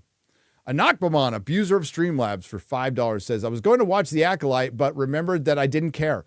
I saw The Outlaw. Josie Wales instead. Better choice. Great movie. Gary, have you made X-Ray Girl watch that? Not yet, but I will. It's my favorite Clint Eastwood Western. Did she shave, snatch, and pits with her lightsaber? Asked Dearest for $2. Yes, but it was all off screen. Jackie Chan for $2.99. I can't say it. Okay. Only Star Wars theory and Jesus Christ could truly save Star Wars. I would throw Ryan Kinnell in there. Yeah. I would throw Ryan Kinnell in there. Best lightsaber fight in Disney Star Wars. Yay. Says Bredicus 6 for $2. Anakman, abuser of Streamlabs for $2. Reshoots. Come on, Chris. They only had $184 million. They couldn't do that. Longtime listener, first time chatter. Love you guys. Not sure for $10. Thank you. They really need to do an accounting. How does a show that cost more than Dune Part 2? By the way, more than Dune Part 2. Look at Dune Part 2. It's epic. Whatever you think, what you like the look of it, the production value, amazing. That's what The Acolyte cost for 4 hours, and Dune Part 2 was nearly 3 hours. Something doesn't add up, I'll tell you that. Nope. No. And it only cost a little bit less than House of the Dragon. And one looks like Disney XD, CW, and the other one looks like a fucking movie. So, Mr. Nobody for $5. In Kenobi episode 1, Reva cuts off a woman's arm. Oh, yeah, that's right. That's right. Oh, yep. But they cut away immediately. The woman disappears and no one in the crowd reacts. Okay, so you're right, Mr. Nobody. You are correct. Joel Saylor for $10 says, red letter media types are why entertainment has become so infected. They are so desperate to seem enlightened and above the conflict, and they are incapable of resisting the activists. A lot of people are worried about that stuff. I'd say don't be worried about it. The Magna Defender for $10. I used Oogle Gay Way once to buy tickets. Guess what? It recommended I input my Ovid K info. Oh, like what the fuck? Oogle Gay won't fix their broken engine, but will parrot a code that no one cares about. Everybody's been having problems with Chrome.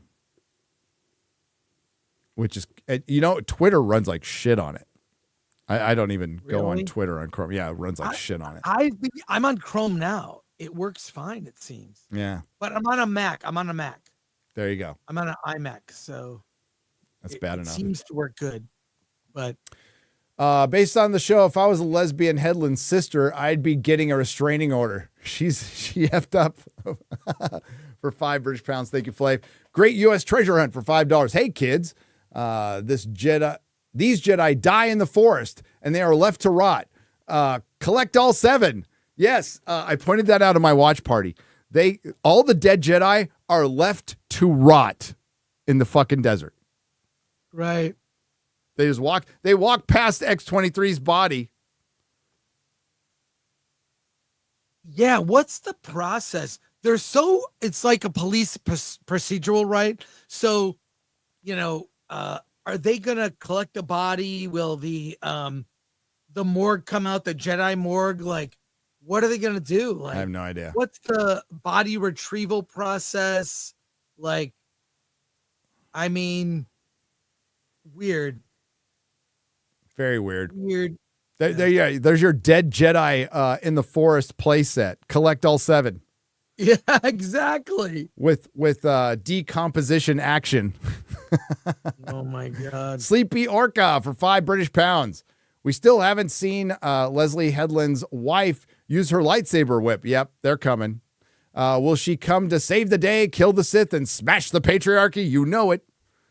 Elliot Cecil for $4.99. Just watched something better than this crap. It was called Mulholland Drive. I still can't stop thinking about what it meant. There was a lesbian scene in that. I remember that. Dave Lynch. Great U.S. treasure hunt for $5. Star Wars has gone from millions of people lining up around the block every 3 years to see a movie to people canceling subscriptions due to meh.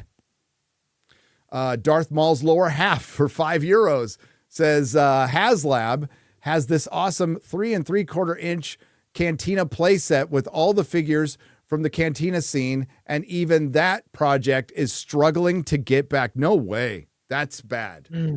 That's bad. Lesbian Headlamp has signed with a new agency. Seems like she is looking for work. Don't hold your breath for the Acolyte season 2, says Ash Branry for $4.99. Yeah, I would be shocked if it got a season 2. No, you know what?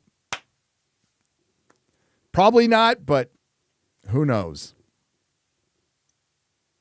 Who knows? We're not getting a Captain Marvel 3 after the Marvels.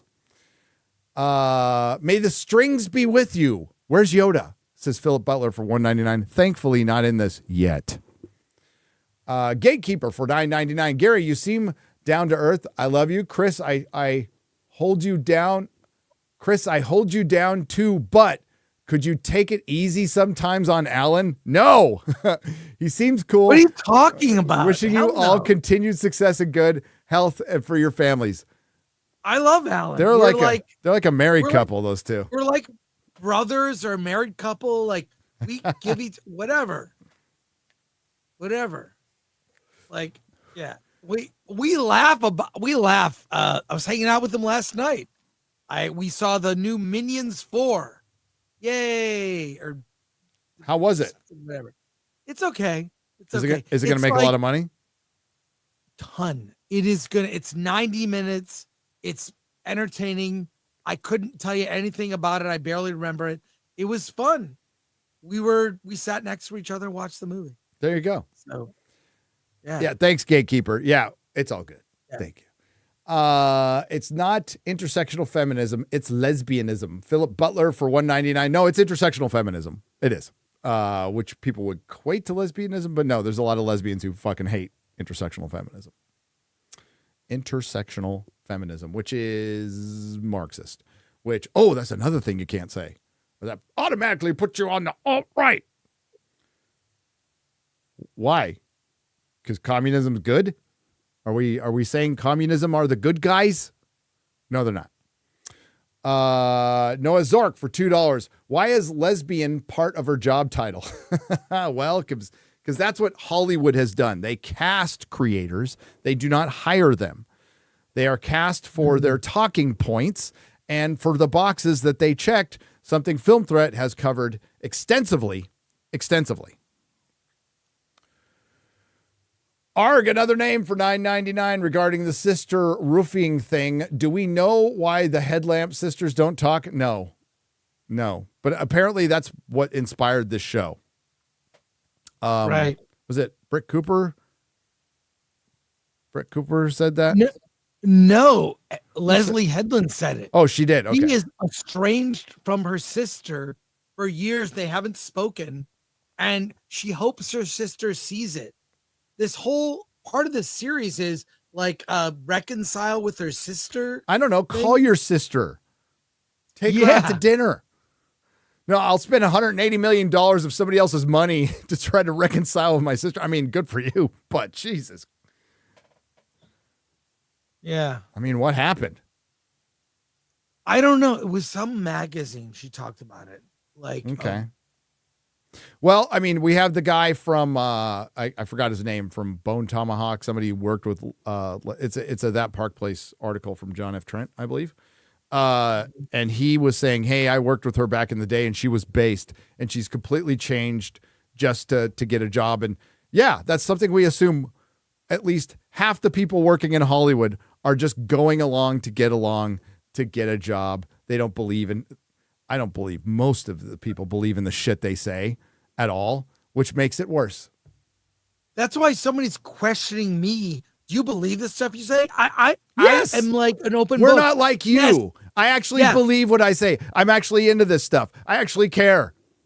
Apparently you don't. Apparently you don't. You say. You just repeat things because this is, I have to say this to keep my position, to keep access. So that's why they question other people. So weird.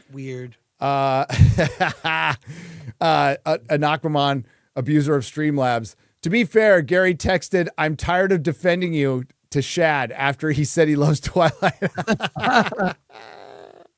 Not true. Not true. Shad can love Twilight all he wants, and I will give him shit for it till the day he dies. That's fair. There you go. Let him do it. Nicholas Kreiser for $5. AOL used to send everyone free coasters just about every month. I would always microwave them along with your tea. Along with your tea. It's for you, Az. B-Chain 315 for $5. Hail Gary and Gore. Driving around for work, can't stay. We'll watch later. Don't forget to watch it on Nerdrotic Live. That's where the upload will be. Have some cash. Star Wars is dead. Cheers. Thank you. Hey. It's been dead for a while. It's been dead. Even the matriarchy, 49% are men talking trash, taking the trash out. Even in a matriarchy, 49% are men taking the trash out. 49%. Philip Butler, thank you for the $1.99. Yanks fan, 84. 84? They weren't even in the World Series in 84. It was the Padres and the Tigers. Tigers beat the shit out of them. But hey, maybe that's when you were born. The power of one, the power of two, the power of Hawk-Taw. Agreed. Get that girl on FNT. Let's go. The Grizzly for $10. Growing up, I'm white, and I had a black neighbor. We were just friends and hung out. Race never even occurred to us when we were kids in the early 2000s. This divisive ideological poison needs to stop, and it's being perpetuated by the media, Silicon Valley, and Hollywood. The power of men. It's so sad. It is. Sorry, no, it's okay. Calling it out you're blaming the messenger. We are just simply observing things. We do not make the rules. We are not gatekeeping anybody. We don't have the power. We don't own these Fortune $500 billion multinational corporations that decided to invite in DEI, which has become a major problem because it's discrimination. You can't fight discrimination with discrimination. Does somebody actually have to say that out loud? Right. Something that fucking obvious?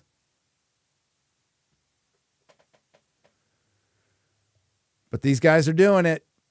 And I heard Robert's talked about this before, and he was right. Like this stuff, it was happening naturally. Things like it was happening naturally. There was more diversity happening. It was authentic, and then it wasn't. Yes, and there's so many examples of classic movies that just happen to be diverse. Just they're good, great movies. Yeah. Vic, The Stampede for 100 Czechoslovakian pesos. The Power of Many. Alsort for $4.99. Men talk trash as an evolutionary necessity. If you could take a joke, you can't. If you can't take a joke, you can't have my back when we get conscripted, when shit goes down. If you can't take a joke, there's a lot of other things you can't take. It is, yes, it is a measure of character. You know, you push, and sometimes you push the boundaries too far. You make a your mama joke that goes a little bit too far. But if your friend can handle a bunch of your mama jokes, he good. He good. Good afternoon, gents. Just got here. Gary, for the therapy fun, you all watch them so I don't have to. Chris, regards to Frank, hail the fellowship. Thank you. Frank's like a separate personality now. This is Skiz Spivak Esquire for $13.99. Thank you. Slick Pete Flash for €5. Saw the Bike Riders last week. So close to being great. Cast great. Music great, etc. But the movie just missed the mark. I wasn't angry, just disappointed. Yeah, it's flawed. I have issues with it. But it's worth it. Tom Hardy's great. Austin Butler's great. Jodie Comer is really good. It made me want to ride a bike again. But it's something missing. Mm-hmm. And there was one thread I thought was kind of lame, but you got to see it. I'll wait for streaming on that one. Yeah, it's worth seeing. It's worth seeing for sure. Dude, I still have a Lego Battle Droid statue I got for Christmas, almost 30 years ago? Wow. A girl at that, Legasp, says Anna, CZ for 100 Czechoslovakian, Ayana, by the way, sorry, for 100 Czechoslovakian pesos. Yes. Well, you know what? When the prequels came around, that's when there were more women buying action figures. Still not very small percentage, but there were more. Right. There were more, for sure. Viking Beach Bum for $5 says, I am Tosk. Shills will use the fight scene in Acolyte episode 5 to give a glowing 10 out of 10, says Black Sheep for $4.99. Already are. And I predicted that on the watch party. I'm like, hey, man, they're seeing the flashy lights. They're like the cat. They're like the cat with the laser pointer on the shower curtain. Yeah. Drick's Perspective for $30. Each week feels like we're in a future South Park episode. Debate on the Acolyte suggests criticism equals being unsatisfiable. When did film and TV critique become black and white? Where did we just talk? What happened to? Where did just talking to each other go? When it got super corporate. That's pretty much it.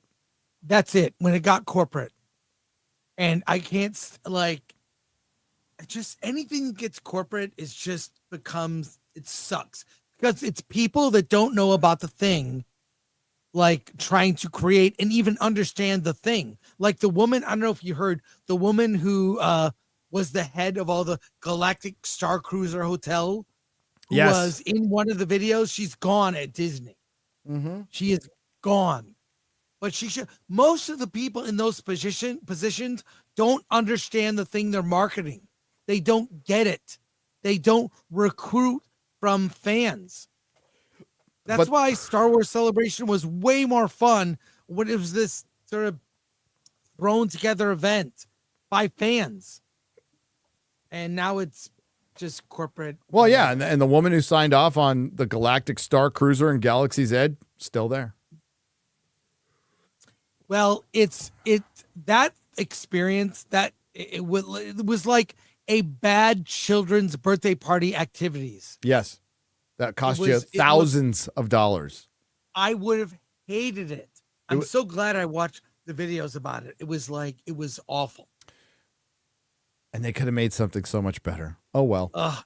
Drick's Perspective for $30. Thank you. Each week. I already said that one. But that was Drick's Perspective. Thank you. I forgot to mention your name. Sorry. Jeff for $5. I hear that Leslie Judas Cow Foreheadland might be looking for work. She changed agents. I would too after this. Yeah. Cause it like more than the show, it's a PR nightmare. It's an absolute PR nightmare.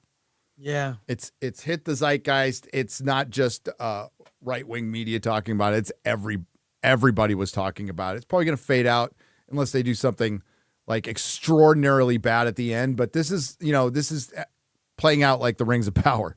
Like it just didn't fucking stop. You're like, it's going to stop next. Oh no, it ain't stopping. Did you see the Brett Cooper video where she talks about working with Leslie? I saw part of it. Okay. She seems cool. She seems like a cool chick, like she's in that series, which wasn't released the way it was supposed to be. Seems like it would have been great. Like the villains were the people who were like the outsiders, so to speak. And Brett Cooper played a character that was a religious girl who was like victimized. It sounded so good. And that's how the original Heathers was. Yeah. The outsiders were the bad guys. They flipped it.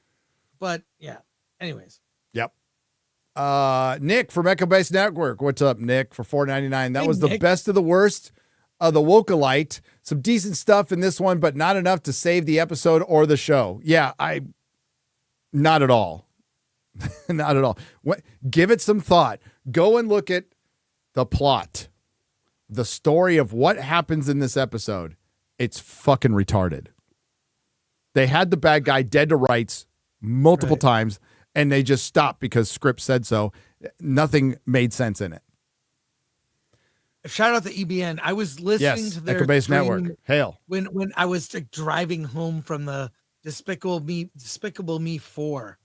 They kept me sane. And I hadn't seen the episode yet. So Matthew Hammond for $2. Velocipaster is better than Disney Star Wars. What the fuck is Velocipaster? That's a real movie. It's a really good movie. It's a good independent film. It's an exploitation movie. We interviewed the director. We've covered it on our channel. What's it about? It's a pastor that turns into a velociraptor. It's dumb, but it's like it'd be covered on Red Letter Media's Best of the Worst. Okay. We covered a lot of movies like that. They're just, distraction, fun. You still got to see The Coffee Table, Gary. I do. You need to see. Az saw it. By the way, Az took my recommendation, saw it, and was like DMing me the whole time, like giving me the blow by blow. So don't read anything about it. He's not giving you the blow. That's yeah, fine. Exactly. Yeah. There you go. So I'll take That's a double meaning, by the way. Blue-Eyed Scorpio for $5 says, "Hey, favorite Gary, thank you. House of the Dragon inspired me to rewatch Game of Thrones, which I had not watched a single minute of since the final season, which is how I found you, by the way. Cheers." Well, just yeah, you know when to stop. Yeah. You know when to stop. House of the Dragon, it's good. Go watch it. Everett Merrill for $5. The animated character in that was Ash Rendar, the one that started the Star Wars theory defamation. She was the animated avatar in the video we showed. So that's the one who, that's Ash Rendar, the one who started the Star Wars theory defamation. She was a catfish and deleted her ex after the backlash. And she's in, well, a couple of the other people have gone after people too. They're total fucking hypocrites, by the way. Individuals, by the way. Ryan Metcalf, but thanks for pointing that out. That's probably why the video was taken off. These shills visit Lucasfilm, and then theory is targeted. Coincidence? I think not. Ryan, thank you for the 5 British pounds. Not a coincidence. Oh, I doubt Star Wars is happy that he's the biggest Star Wars YouTube.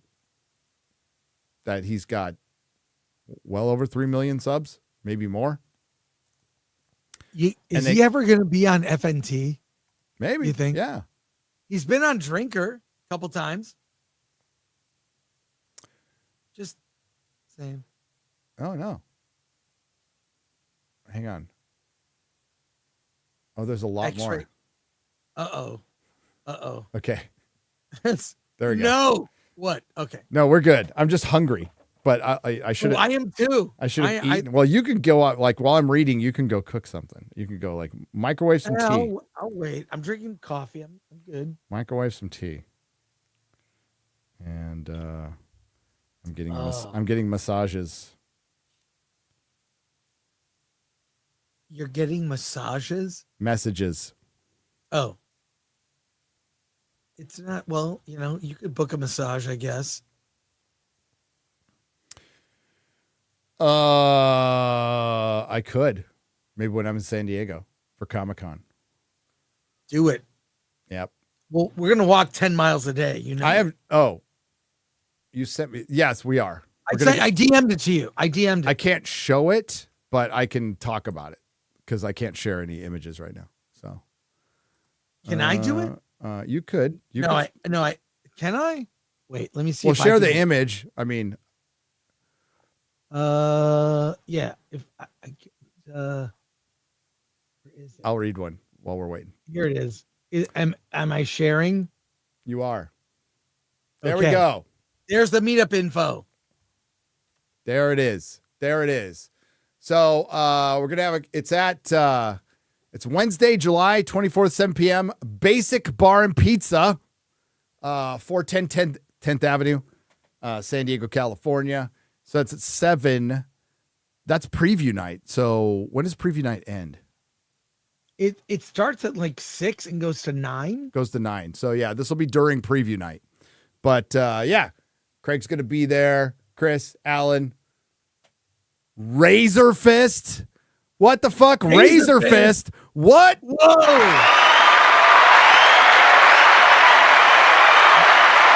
Gabe El Taib. I'm going to be late. I just want to say I'll be late. I'll be at preview night. But I'll be there. We'll just leave preview night. Why do you need to be at preview night? You going to get exclusives? Maybe I'll get there a little late. I'll be there for sure. I'll be there at 7. Okay. Save me a spot. Well, I'll just go to preview. Like, that's all I ever did is I went to preview night. I don't get exclusives, so I don't give a shit. Right. And it's just, other than that, it's just walking around dodging people running to get exclusives.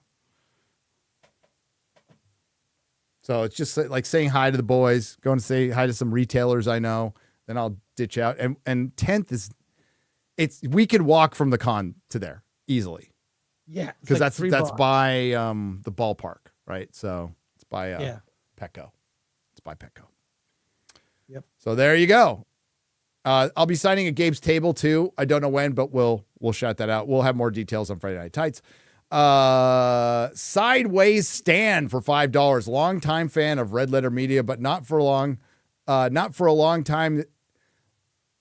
But for a long time, they have been pulling their punches when it comes to culture, and it's making them look disingenuous.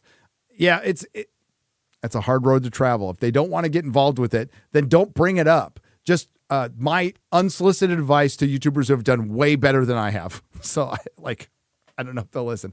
Just review the show. Just review it. Don't talk about all the stuff outside of it. Yeah. I mean, there's enough with the show. You do not have to talk about anything outside of it. It is a dumb show. And their Picard reviews were amazing. Yeah. The only thing I know about Picard is from watching them review it. And they hated on it so badly. They really exposed how terrible that show was. But they're still like top tier. I love a lot of stuff that they do. Have a ton of respect for them. Yeah, I watch every video. Yep, I do too. I watch every one of your videos. Oh, thanks. But yeah, like there's a way to just I mean, I think they wanted to get those clips in because there's so many cringe clips, and I think it was good how they compared it to Star. Like they're one of the few people out there who can see the comparisons to Star Trek Discovery, in particular in Kurtzman Trek, and how it's the same fucking thing, Yeah. So yeah, I would just say review Acolyte, but there's not enough. It's really tough to review. Like if I do a review of this episode, which I kind of plan on doing. It'll be very short. Like, there's all I have to do is explain the plot and probably not add a lot. And then you're going to go, what the fuck? This is the best episode? Yeah. Yes. Yes, it is. Yeah. I love Westworld season 1, but True Detective season 1 was better. I agree, Magnum Norris. Thank you for the 50. I agree. True Detective season 1 is fucking spectacular. Spectacular. We have Shadow saying 737 for $49.99. Howdy, Gary. Have you seen the recent One Piece live action casting? I'm excited to see how they adapt the next arc, and they'll do a certain character as well. I have not seen the casting. I know they are filming right now, and I can't wait for season 2. Bring it on. Bring it on. Yeah. Fucking love season 1, man. I've watched season 1 5 times. 5 times, all the way through. Good shit. Negan Jack Napier for $5 says, unlike Grandma Kennedy Palpatine Disney Star Wars, has Feige has learned and making Marvel less woke with R-rated Deadpool 3 and comic accurate costumes? I'm trying to figure out a way to word this.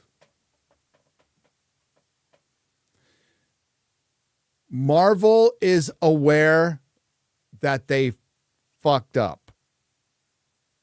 And they're trying to turn things around. Here's the problem. They have to turn things around with what they've got. So that is that's a tall task. But as far as all the properties Disney owns, I think, well, we saw Pixar with a sequel, could probably turn things around pretty quick. And I think Marvel, it would take a while, but it's still possible with Marvel. It is not possible with Star Wars at all. At all. Get ready for Ironheart. I can't wait for Ironheart. Yeah. And Agatha. Agatha's next. That's coming out later this year. And woo. That's all I'll say. That's all I'll say. Be ready. Oh shit, be ready. Oh. Because you're like, it's just Agatha. Nobody's gonna care. We kind of thought that with Secret Invasion. Like, it'll be fine. Think of something like that. But yeah, there are attempts being made. They have cleaned a little bit of house. But the problem is Tony's dead. Steve Rogers dead. Yeah. That's your fucking franchise right there. Black Widow's gone. Hawkeye might come back. Jeremy Renner's injury kind of hurt things a little bit. Doctor Strange never took off. Never became a replacement for Tony Stark, and you need, and Spider-Man. We don't know what Spider-Man's doing, but your top characters, Hulk isn't the Hulk anymore. Right. Black Panther, I would say top character, gone, dead. Yeah. Captain America dead. Iron Man dead. Thor cucked. What are you left with? So you need to rebuild all of them. You need to bring them back. I say start a clean slate and just recast them. And then keep recasting them for the future. And then you might have a chance. I mean, Franklin Richards was 3 years old for 20 years. Oh, and right? I don't know. And don't make a Fantastic Four film where your first introduction into the MCU of the Silver Surfer is a fucking female Silver Surfer. That's fucking retarded. Ugh. That's just a bad decision. So dumb. So dumb. If you want to do like a alternate universe one later after you've established Silver Surfer, fine. That's what they did in the comics. But you bring in Norrin Rad. It's just a dumb decision. It's as dumb as bringing in Reed Richards and Doctor Strange mom and popping his head like a zit.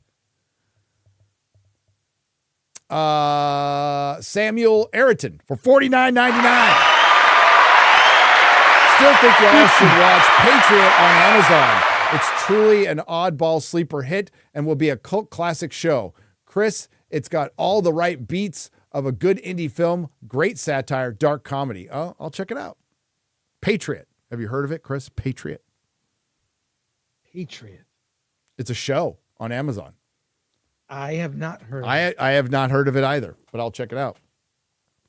Although I'm caught up on The Boys. It's just disappointing we're not going to get the ending from the comics. It's really disappointing. Yep. I mean, it has its moments, but Starlight, that plastic surgery is so obvious. There's a subplot with there's an Antifa group that she's running.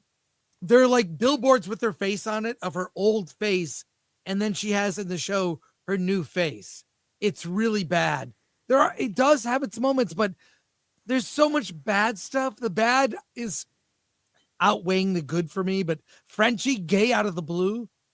I guess was he buying this comics? Yeah, he was. And they play it like a drama, like a gay, those are the parts with Splinter, that was hilarious.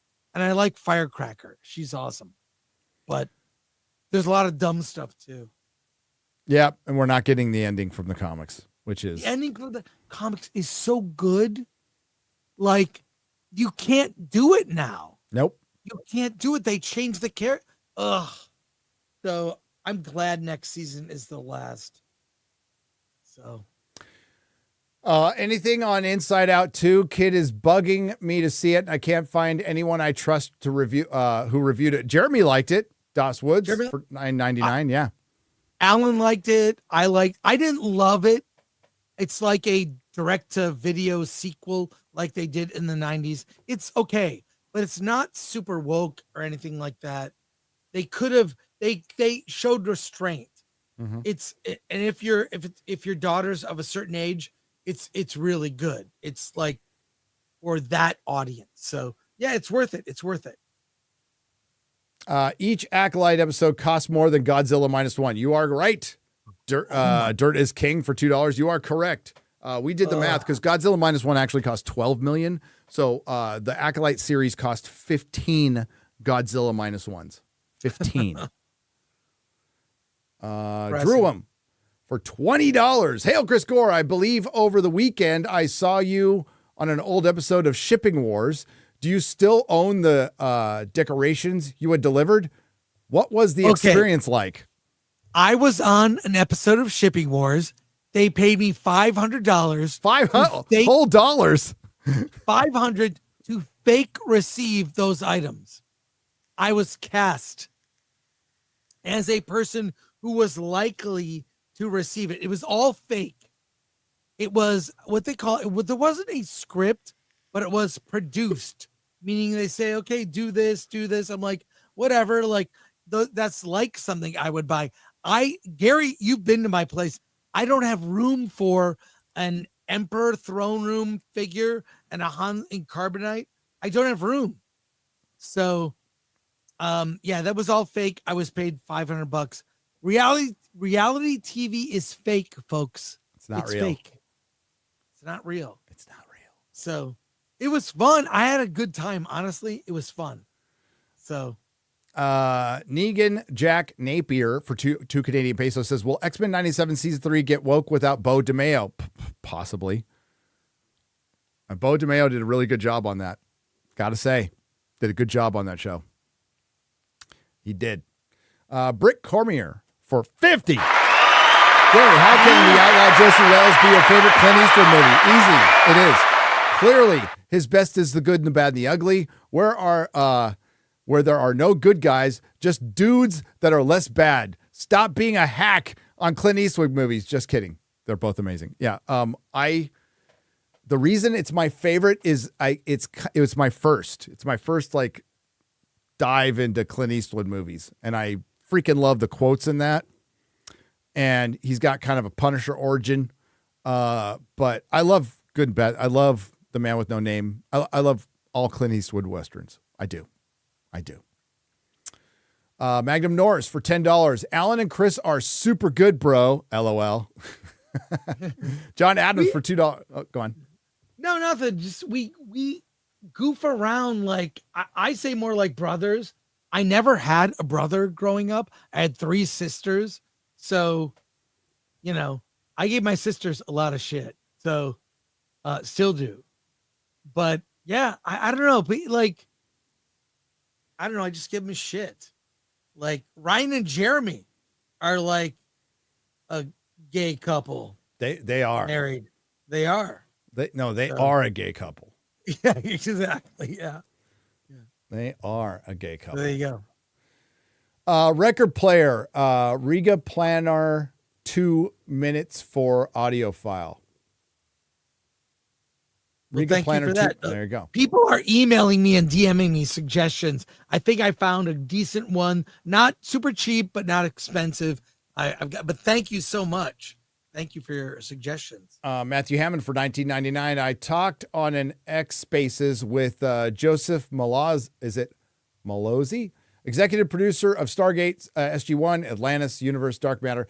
He thought the high costs were due to having unexperienced people in charge. He needs to come on the show.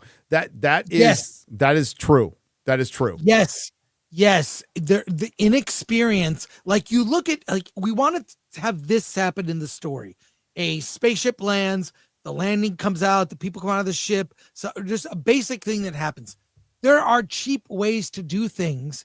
The problem is inexperienced filmmakers or people on these shows.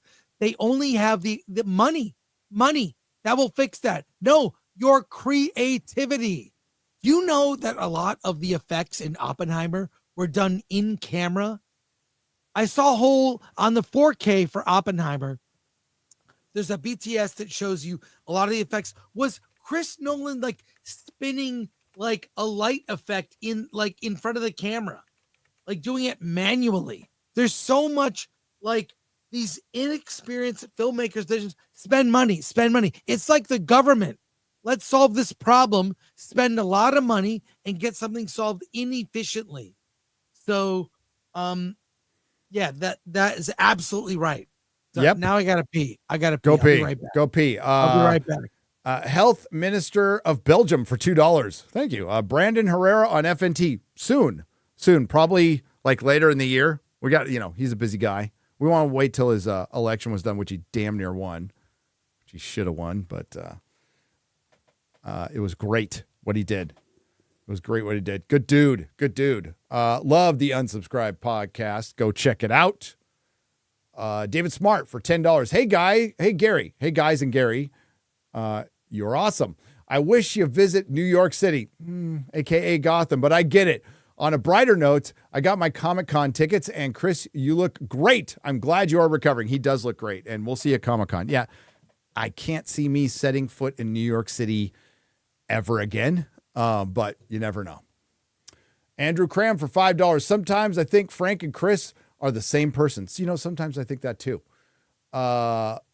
Buck's Basement for $5. One Piece Season 2 is announcing casting this week. So far, they have the Blackfish, Chris Russell from Game of Thrones. That's awesome in the cast. And Polka Dot Man. The cast is insane. It sounds good. Can't wait. Red Dragon 10 for $4.99. I can't wait to see Disney shills find a way to rationalize the wage gap and the illegal discrimination based on race. Or will it all be crickets? It will be. Yeah. Always it's gonna be crickets. Just waiting for the crickets to end. Jeff Atkins for $5. What was the name of the tape Az was talking about yesterday? The tape? Oh, what? The tape not to use? No, for comic books? Scotch tape. Normal Scotch tape. That's what you use on your bags and boards. The reason you use Scotch tape and not the other one, I forgot what it was called, but it's the one you wrap gifts with, is if you accidentally get tape on your comic cover, with Scotch tape, if you very slowly, and I mean like a fucking surgeon, remove it, it will not hurt the cover. The gift tape that Az was talking about will fucking rip it shreds. So it's the tape that's more clear. You want the cloudy looking, regular old Scotch tape for your bags and boards. Where do you guys see the film industry in 10 years from now? Says Charlie Rose for $5. Contracted. Yes, shrunk, and using AI for a lot of stuff. Yep. And the independent film will be more important.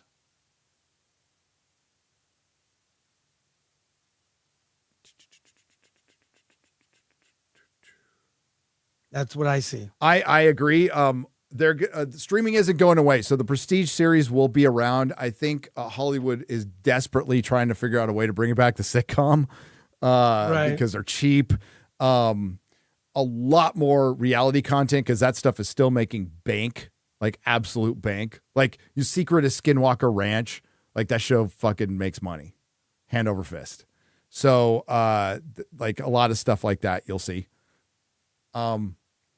But they're up against very stiff competition themselves, older Hollywood. You now have access to all these catalogs if you want to get all these streaming services, and YouTube,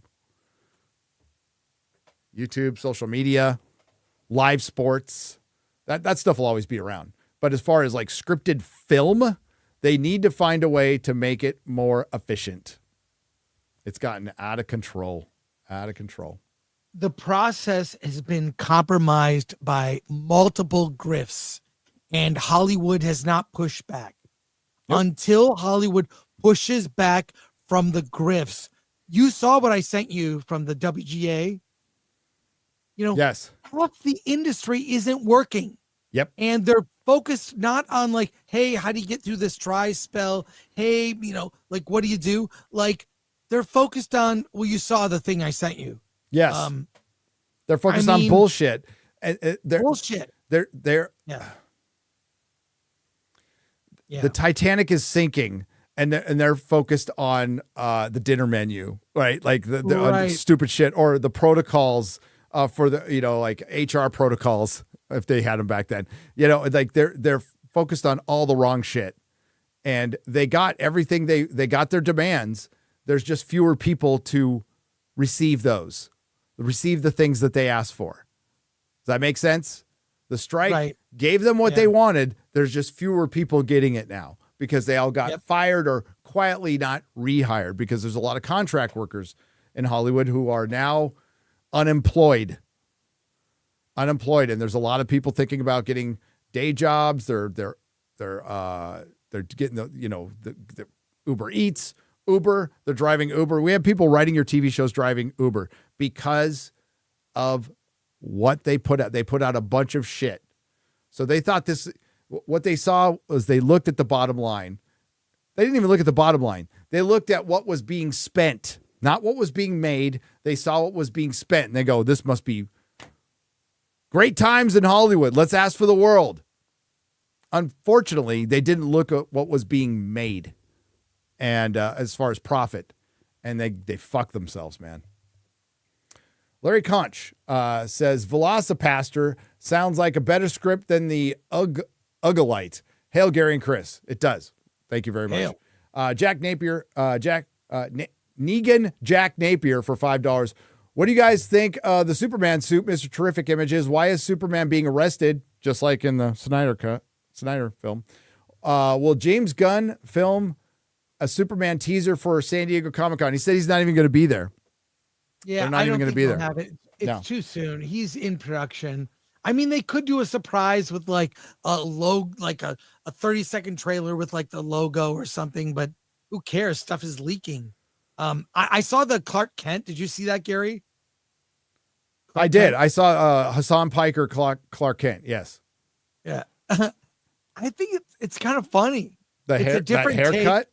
The lame hair. Yeah. Perm. Like, I don't know. I kind of like it. It looks very comic bookish. I'm liking the bright colors. People are shitting on the costume, and I don't think it looks good. I like the colors. I hate the collar. Mm-hmm. I hate the puffiness. I hate the fucking lines. This is such an easy costume to do, and they totally overthink it. And will it be fixed in post? Probably, but it's not looking good. Lois Lane looked good. I think everybody else looks fine. But Mr. Terrific looked. I mean, that's what the costume looks like. So we'll wait and see. But it's that costume is not looking good right now. But that could change. Yeah, the only thing I think if James Gunn gets in his own way, that's a problem, because like he tends to get really self-indulgent where the movie has like 2 and 3 third acts. We are like, oh my God, come on. Yep. We'll see. I was watching before Acolyte started, I watched like 2/3 of Deadpool 2, which I haven't seen in years, right? Mm-hmm. It's pretty good. It's pretty good. It's not as good as the first one, but it's pretty good. I forgot how many shots they take at Marvel in that they just take, dude, and at the Snyder cut. It was so funny. Right. Yeah. That kid though annoys the shit out of me. We got Hemler Clavis, for 818. Here is some nerdy love, Nerdrotic. The cost of this super chat is a mix of a great Star Wars message as well as pie. Like pie? Are you throwing math at me, Hemlar? Don't do that. It hurts. But thank you. Asab for 5 Martian pesos. So Gary and Frank, did you watch Logan the Wolf fan-made short film? I want to hear your reaction. I have not seen it. Same. I haven't seen it. I will, though. We'll watch it by next week. Who is hotter? Jadzia Dax or Major Kira? Dax. Viking Beach Bum for $2. Negan Jack Napier for $2.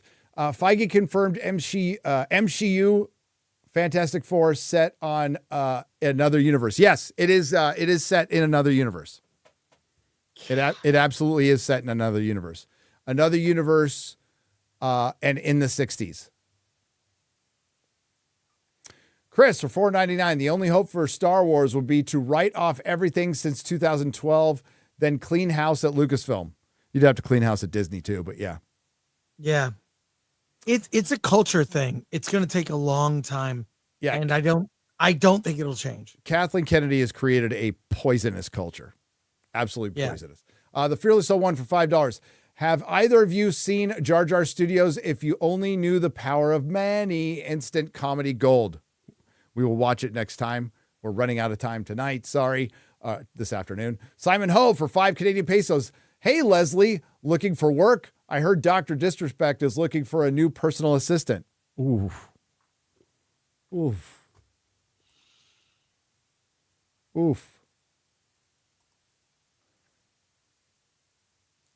Andrew Cram for $5. Did you guys think we still have a cinema?